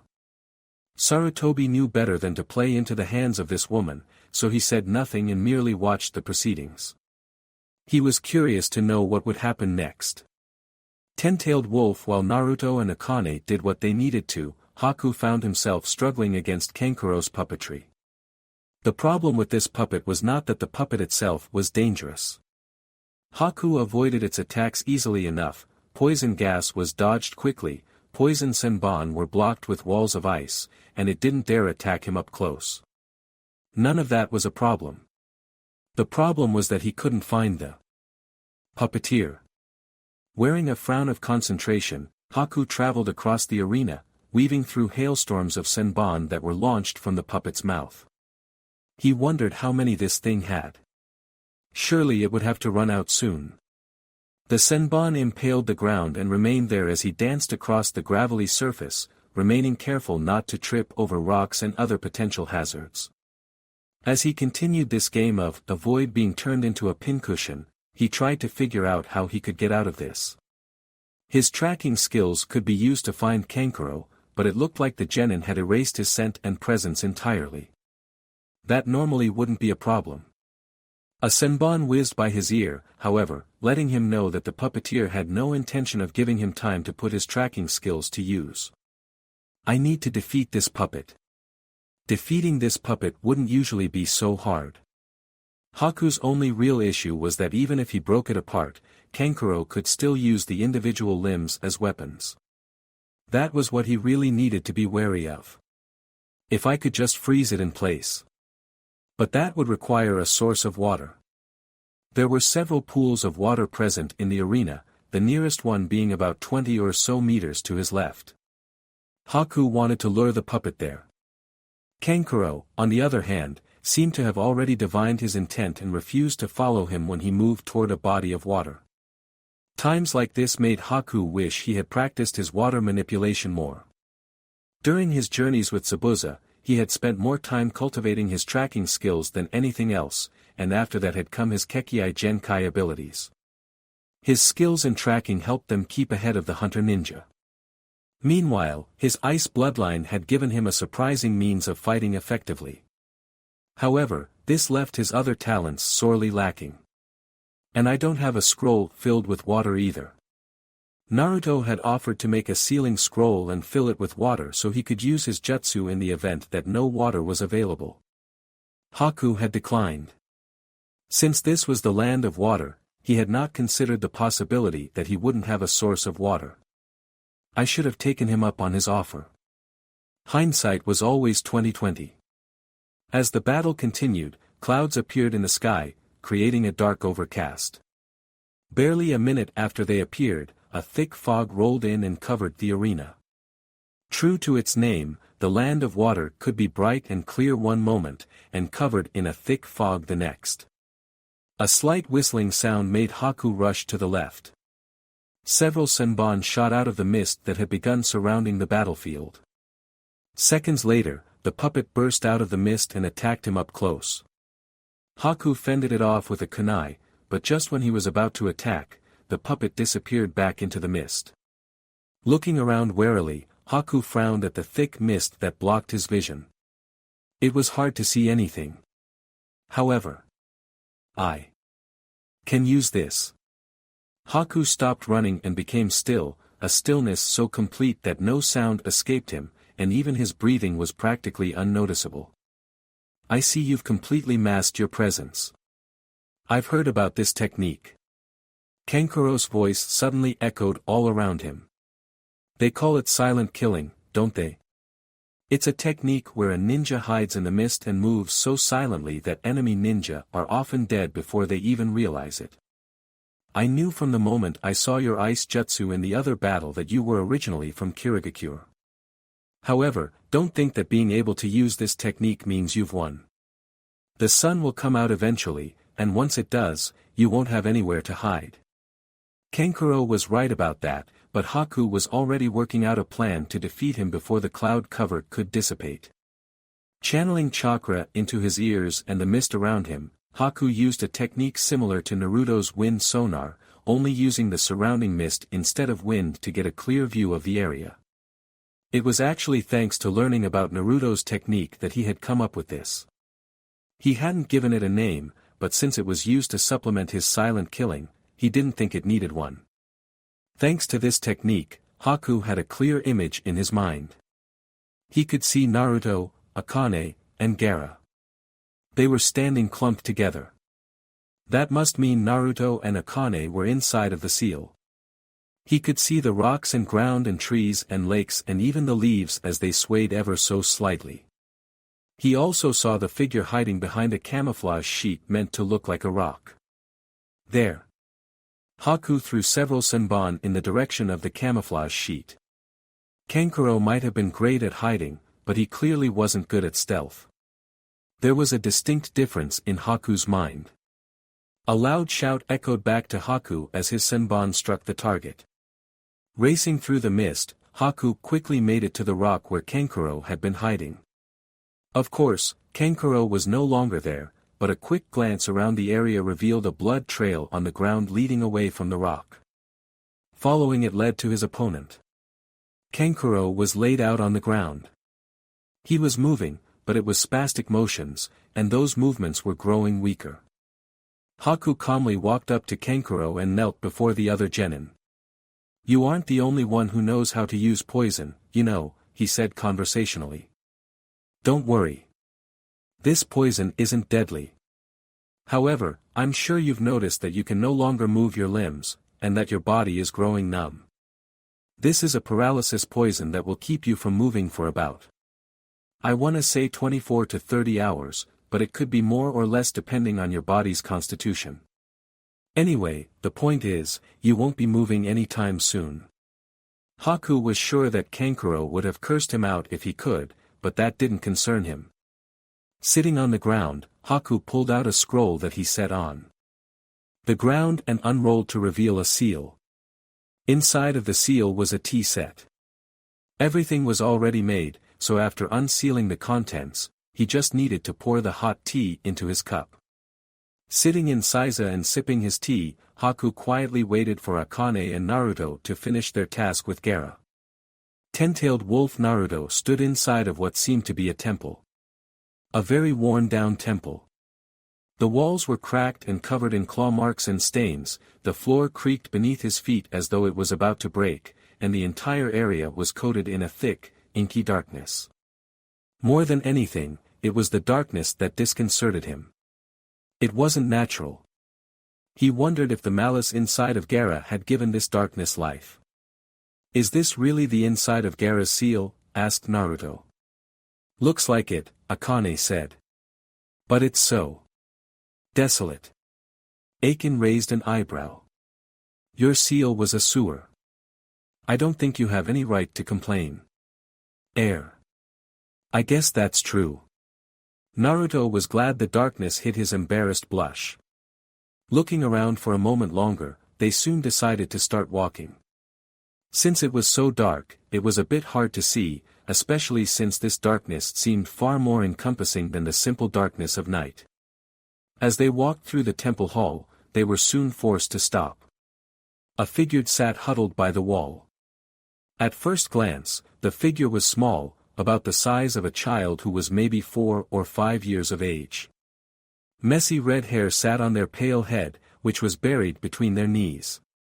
Speaking of, this person was curled around themselves, arms wrapped around the knees as their shoulders were racked with sobs.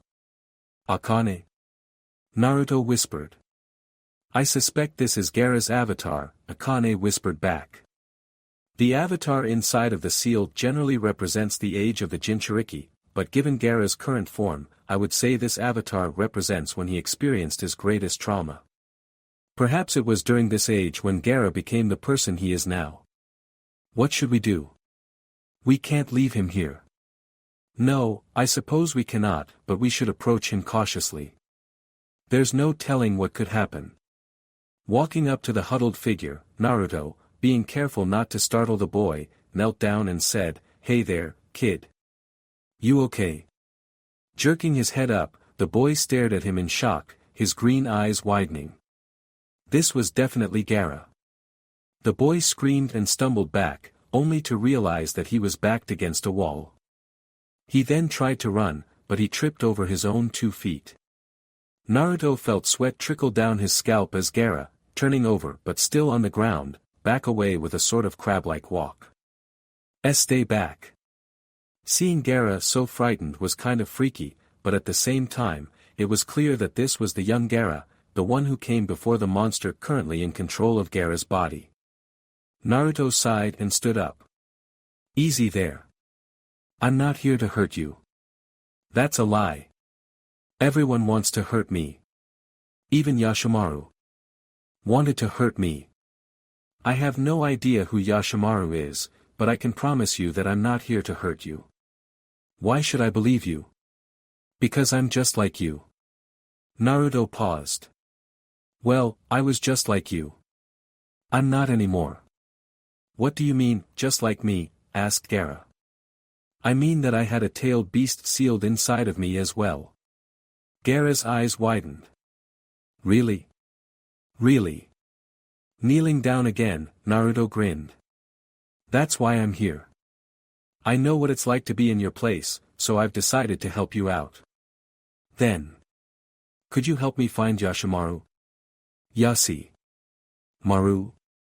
Naruto looked at Akane who, upon seeing his gaze, sighed. That's probably the name that Shikaku is going by now. He likes to change his name a lot. He said it helps him blend into human society better. That was not something he knew about, but he'd confessed to not knowing a lot about the other tailed beasts. In either event, it sounded like Gaara personally knew this Yashimaru, so he assumed that they actually had a good relationship. Sure, we can help you search for him. Thank you. Naruto held out his hand, and Gaara finally grabbed it. He felt a little weird holding Gaara's hand since the Gaara he was used to was a psychopathic lunatic. Even consoling himself by repeating that this was not the Gaara he knew inside of his mind like a mantra didn't really help, but he shouldered on, Akane walking beside him, and searched the massive, run-down temple for this Yashimaru. So, what's this Yashimaru look like? Asked Naruto. Gaara looked at the broken ceiling, his eyebrowless ridges scrunching up. Let me think. He's really tall and skinny, and he wears ratty clothing. He's also scraggly. Naruto sort of got some of that but not all of it. He looked at Akane, who sighed but answered his question. I'd say he's about 7 feet tall, and he is indeed lanky. He doesn't have much muscle. Also, his clothing is often very threadbare. He's probably wearing tattered pants, a trench coat, and a cowboy hat. What's a cowboy hat? Asked Naruto.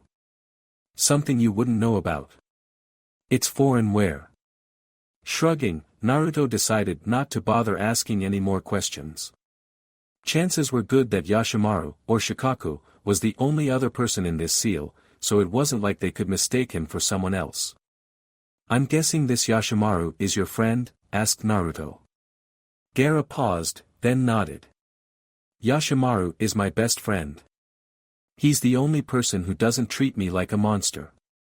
He looked down. Everyone else I know treats me like I'm a freak. Even Yashimaru ended up treating me like that. Naruto and Akane looked at each other, but they said nothing. Searching through the temple was time-consuming. Technically speaking, time practically stood still while inside the seal. Minutes were hours and hours were days and days were months. It was doubtful that even a minute had passed outside, which was good because if someone separated his and Akane's bodies from Gaara, it would spell trouble. They didn't find Shikaku anywhere, but as they continued walking through the temple, passing several rundown torii gates, a sound soon caused Naruto's ears to twitch. Akane, walking in front of them, held out her hand. He and Gaara stopped walking. Shikaku is fighting something, Akane said. You sure? Asked Naruto. Akane cocked her head, listening. Naruto's ears weren't as good, so he couldn't tell what the sound was.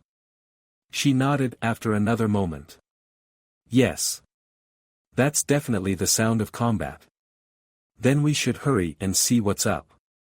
Scooping the surprised Gaara up, Naruto and Akane raced through the temple, speeding through it far more quickly than before. It wasn't long before the temple opened into a massive room.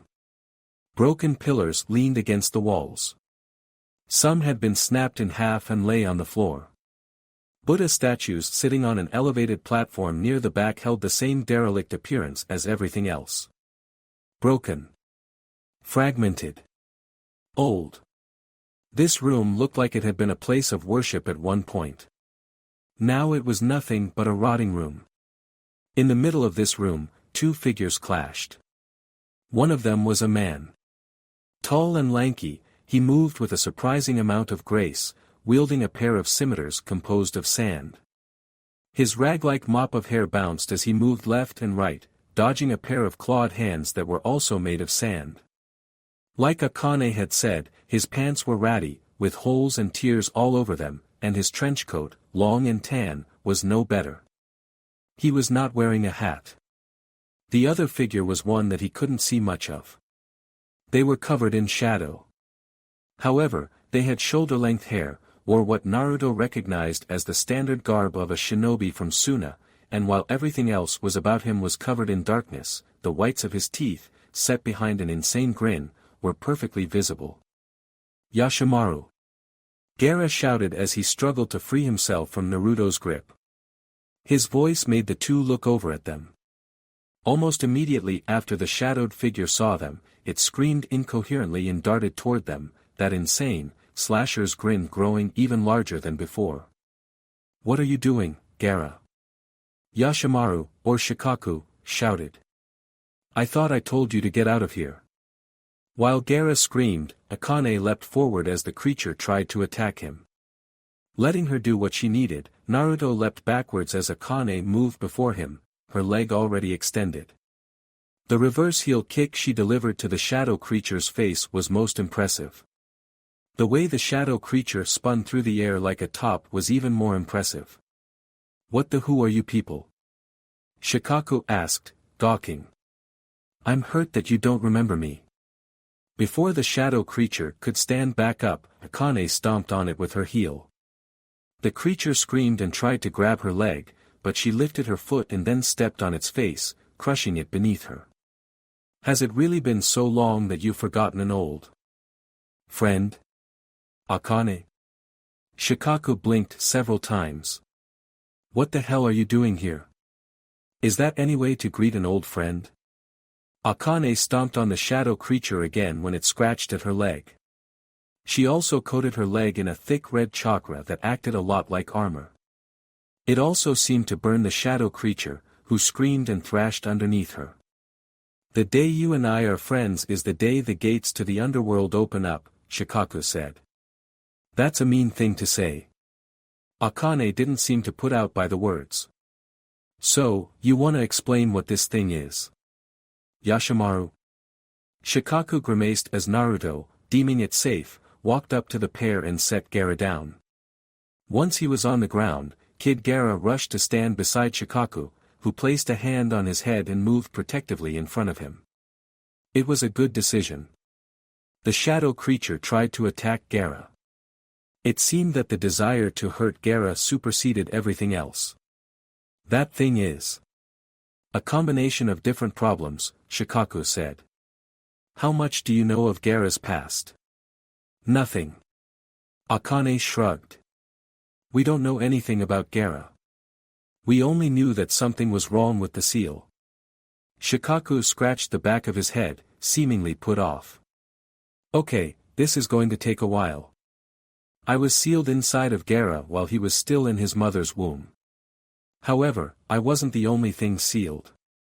There was a priest, my first Jinchuriki, whose spirit was sealed inside of Gaara with me." "I didn't know things like that were possible," Akane murmured. "Anything is possible with seals," Naruto said. "Anyway, nothing bad happened at first," Shikaku continued. "Myself and the priest were mostly just stuck inside of here. We didn't really do much. Actually, we spent most of our time playing shogi or go. However, we'd also occasionally watch Gaara. Now that he was learning about the priest, this temple setting made a lot more sense, though Naruto was still confused as to why the temple looked so derelict. When Gaara was about 5, his caretaker, Yashimaru wait. Akane held up a hand. His caretaker's name is Yashimaru. Shikaku paused. Yes. Akane grinned. And you're calling yourself Yashimaru now? Shut up and let me talk. Shikaku glared at her. Akane giggled into her hand, but she allowed him to continue. Anyway, Yashimaru tried to kill him, and then told Gaara that his mother had always hated him. It drove Gaara over the edge and caused him to go insane. In order to stop this, I brought Gaara in here with me and befriended him.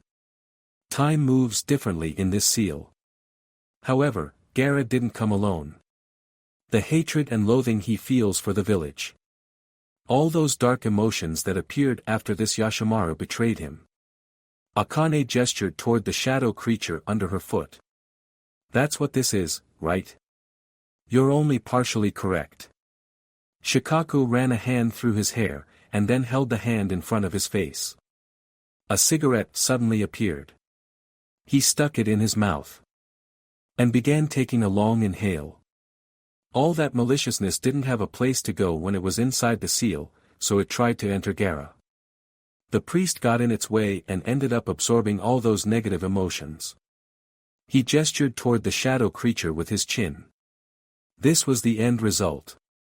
Naruto looked down again, at the pathetic creature ineffectually trying to scratch off Akane's leg, but Akane just raised her foot and brought it back down once more, eliciting a loud screech from the thing. Akane, too, looked down at the thing. Disgust marred her face but also pity. This person had once been a priest, and he had taken in the maliciousness of another to protect that person's innocence, nobly sacrificing his sanity for the sake of someone else. What about the Gaara we know? Asked Naruto suddenly. The one we're fighting right now is pretty insane. The priest might have allowed the maliciousness to enter him instead of Gaara, but that doesn't mean Gaara remained unaffected. Yashimaru, Shikaku, sighed as he ruffled Kid Gaara's hair, which caused the boy to smile. It just meant that he didn't break. However, he still became untrusting and hateful of others. It probably doesn't help that I tried to protect Gaara by bringing his innocence in here with me. I see. Akane looked more closely at Kid Gaara, who hid behind Shikaku. So this is not the true Gaara, but merely a piece of him. That's right. Then here is the real question we need to ask, Naruto began. What is it that you plan to do? What should we do with him? Naruto gestured to the former priest. Shikaku looked at the priest and grimaced, clearly knowing what needed to be done but hesitating. It couldn't be helped. Given the situation, their friendship, Naruto could understand not wanting to do anything, but they all knew they couldn't leave like this. Get rid of him, Shikaku said at last. Put him out of his misery so that he no longer has to suffer like this. With pleasure, Akane said seconds before raising her foot again. Her foot became coated in a thick layer of chakra. It was far more chakra than such an attack would normally warrant. She brought her foot down on the priest's head, which exploded in a spray of dark mist. The body stopped moving seconds before it, too, exploded. I guess that's that. Withholding a pained look, Shikaku turned to Gaara and placed his hands on the boy's shoulder. Gaara, it's time for you to go back. What? Gaara's eyes widened. I don't want to go back. But you have to. You don't belong in this place, and without you there, the Gaara currently in control of your body is creating issues. You too must become whole again. But I don't want to. Can't I stay here with you? Shikaku sighed.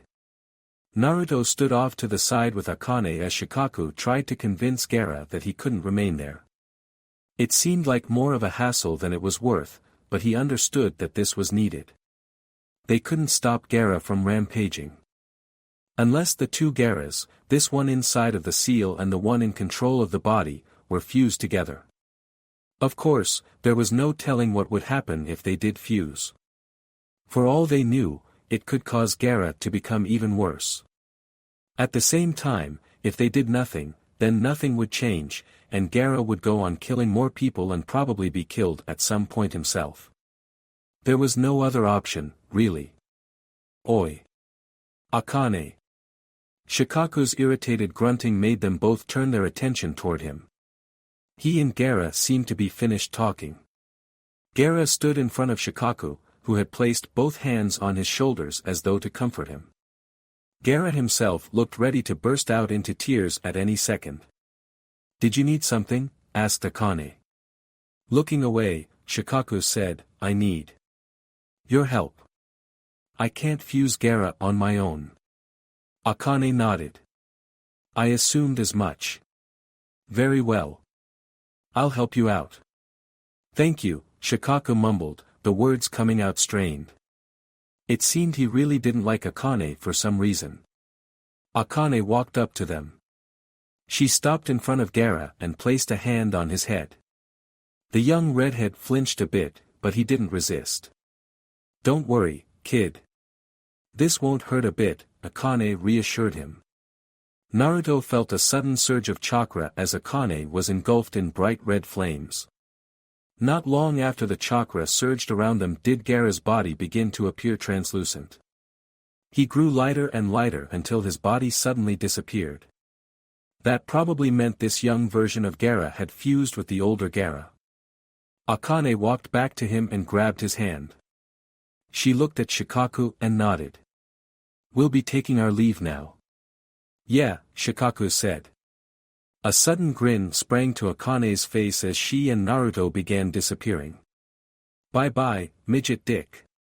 "Don't call me that, you fucking bitch," was the last thing Naruto heard before they left the seal. He blinked once, and then they were back in the arena. They were in the same position as when they had entered the seal, with all three of them standing clumped together, and his hands on the seal where Shikaku currently resided. Pulling his hand from Gaara's abdomen, Naruto took a step back and looked at the redhead, who was blinking rapidly several times. "Gaara," he said. "Yes." Gaara said. "How are you feeling?" "I do not know." Gaara wore a confused frown as he looked around. What have I been doing all this time? I feel as though a veil has suddenly been lifted from me. I suppose that means you're whole now." "Whole?" "That's right." Naruto placed a hand on Gaara's shoulder. "I'm not sure how much you know right now, but I bet that once you have the time to sort through whatever new information you gain from Kid Gaara, you'll figure out that there's more to life than just killing people." "Kid Gaara? Never mind that." Naruto removed his hand from Gaara's shoulder. "I've done what I came here to do, so there's no more need to take part in this tournament."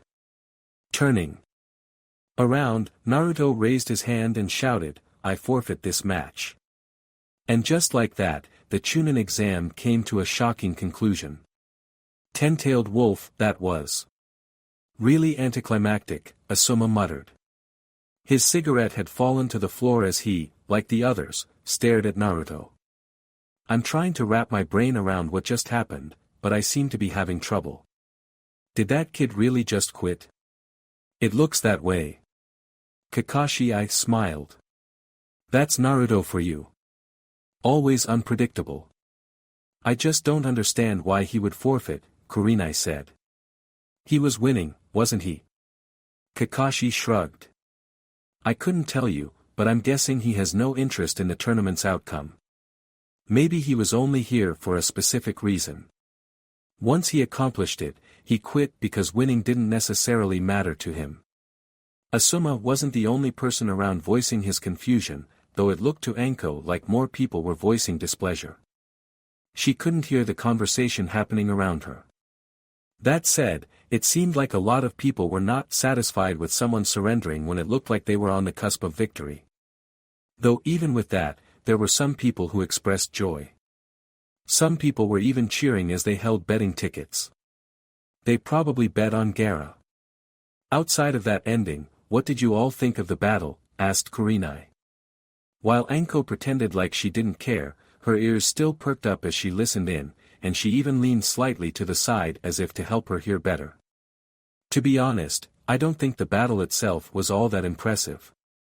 Asuma pulled a cigarette from his vest pouch, stuck it in his mouth, and used a fire jutsu to light it. He took a few puffs before continuing. The problem with that match was the sheer difference in power between the two teams. It was uneven. Kakashi was still not reading his book, and thus he added his own 2 cents.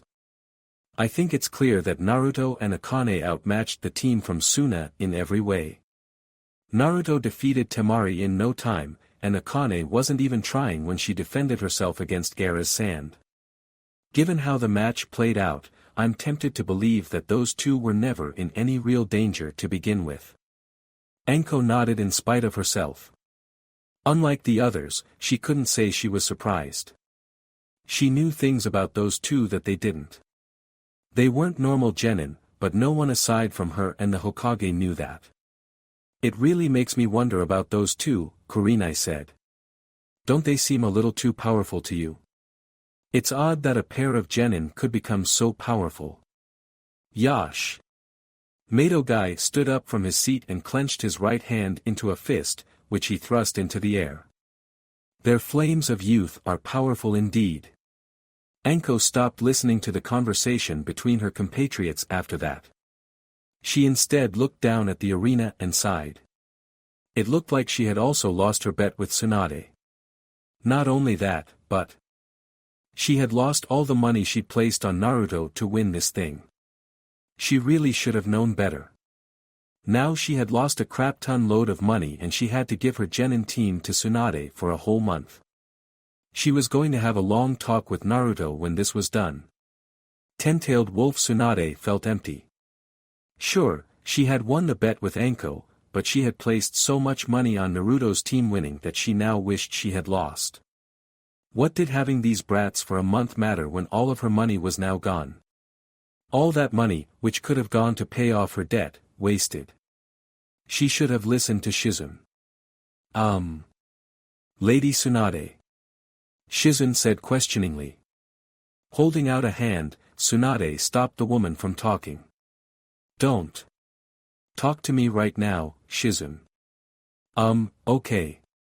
Sitting in their seats, Tsunade, Shizune, and Taunton silently watched as Naruto and his two teammates left the arena.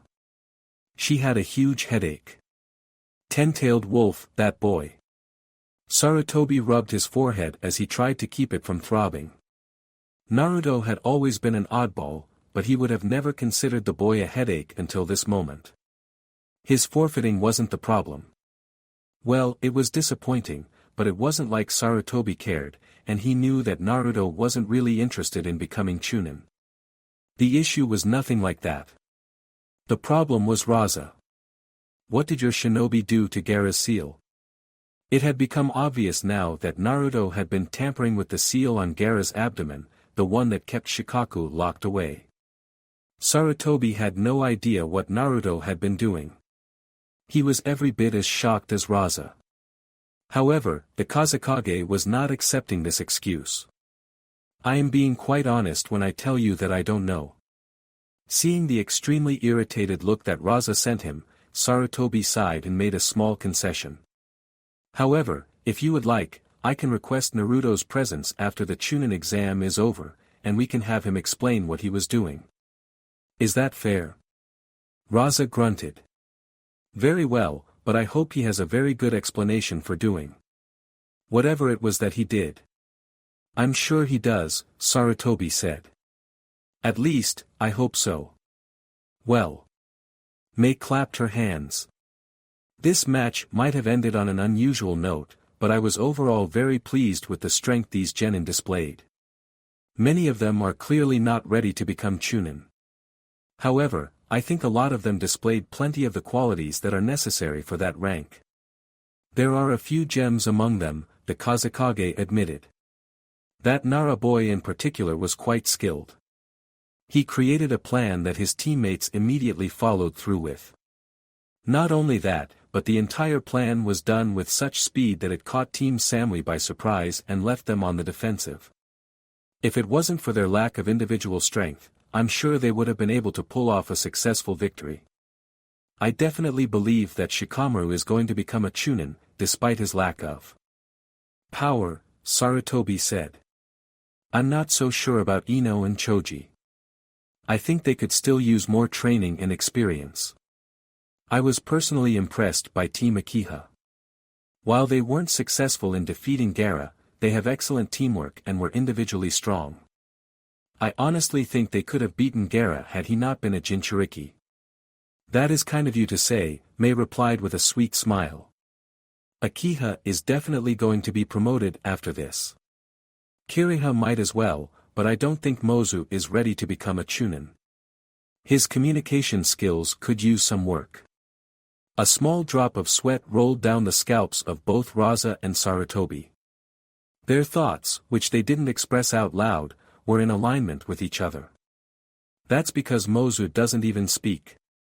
Ten-tailed wolf, with the Chunin exams having come to an end, all that was left to do was name the winner and give them a prize. It was odd. Even though winning the Chunin exam did not guarantee that one would become a Chunin, they were still given a prize of 10,000 Ryo and the recognition that came from winning the tournament. The genin who had participated in the final stage of the Chunin exams all stood in a row. The three Kages were standing before them, and behind the three Kages were the proctors and judges that had taken part in the exam itself. A lot of the genin were looking like a mixed bag of emotions. Niji was staring hatefully at Hinata, who appeared to be ignoring everything around her, while both Shino and Kiba were staring at her in concern. Gaara stood between Temari and Kenkuro. Perhaps it was because he seemed so strangely relaxed, but his teammates looked even more freaked out than they were when he was acting like a murdering psychopath. Naruto wondered if Gaara would be okay but put him out of his mind. He had other things to worry about. Like the fact that Sasuke was glaring a hole into his head. It shouldn't have come as a surprise to him that Sasuke would be pissed after his humiliating defeat, but then again, Naruto had kicked his ass in literally less than a second. Maybe he should have held back. Nah. There was no way he could have done that. He wasn't going to coddle some dude he didn't even like. If the duck butt was upset, then he just needed to train harder. Mei Terumi stepped forward. The Chunin exams are over. I would like to congratulate you all on your splendid performances. Each one of you displayed the talent and skill that allowed you to reach this point. Though not all of you will become Chunin, I believe everyone here has the potential to reach that level of strength and ability. Keep working hard, and one day you will move up in rank. It was hard for Naruto to know whether or not the other genin were pleased to hear that. It sounded like she was attempting to console the losers to him, but that might have been the cynic talking. He also had no real investment in this tournament. It had been interesting, but ultimately, whether he became a Chunin or not meant very little to him. Will Team Suna step forward? Asked Mei. While Temari and Kenkuro tentatively walked until they stood in front of Mei, Gaara moved with slower, more contemplative steps. He didn't seem to be all there. Naruto was certain that this was because his mind was absorbing the memories, thoughts, and emotions of his younger self. You three are the victors of this tournament, and as such, each of you will receive a reward of 10,000 Ryo, plus the recognition that comes from being the champion of the Chunin selection exams. This means that your team will be called upon to complete more missions that are far more difficult than the ones most genin get. I hope you three are up to the responsibility. Given the lack of restraint that Gaara had displayed, Naruto did not think their team would be called upon for special missions not by potential customers. No one wanted someone who might kill you at the drop of a hat. However, what did he know? He was just a genin. To the rest of you, it has not yet been decided who will become Chunin yet. Mei gazed at the genin in turn as Team Suna went back to where they had been standing. Our judges will be reviewing your performance and shall make a decision at a later date. If you have been selected, your Kage will inform you when the results are in. Mei took a step back, smiled, and looked at the crowd. Now then, how about everyone in the stand give a round of applause for the excellent show these talented genin put on. The words were like a kickstart to the people in the stands, and it wasn't long before many of those people were clapping and cheering, though there was little doubt that more than a few people were left confused, disappointed, or both by Naruto's abrupt forfeit during the final stage. Even with that hanging over their heads, it was clear that everyone at least enjoyed the tournament. As for Naruto, well, he was just glad this whole thing was over. He and Akane had not had sex since leaving Konoha.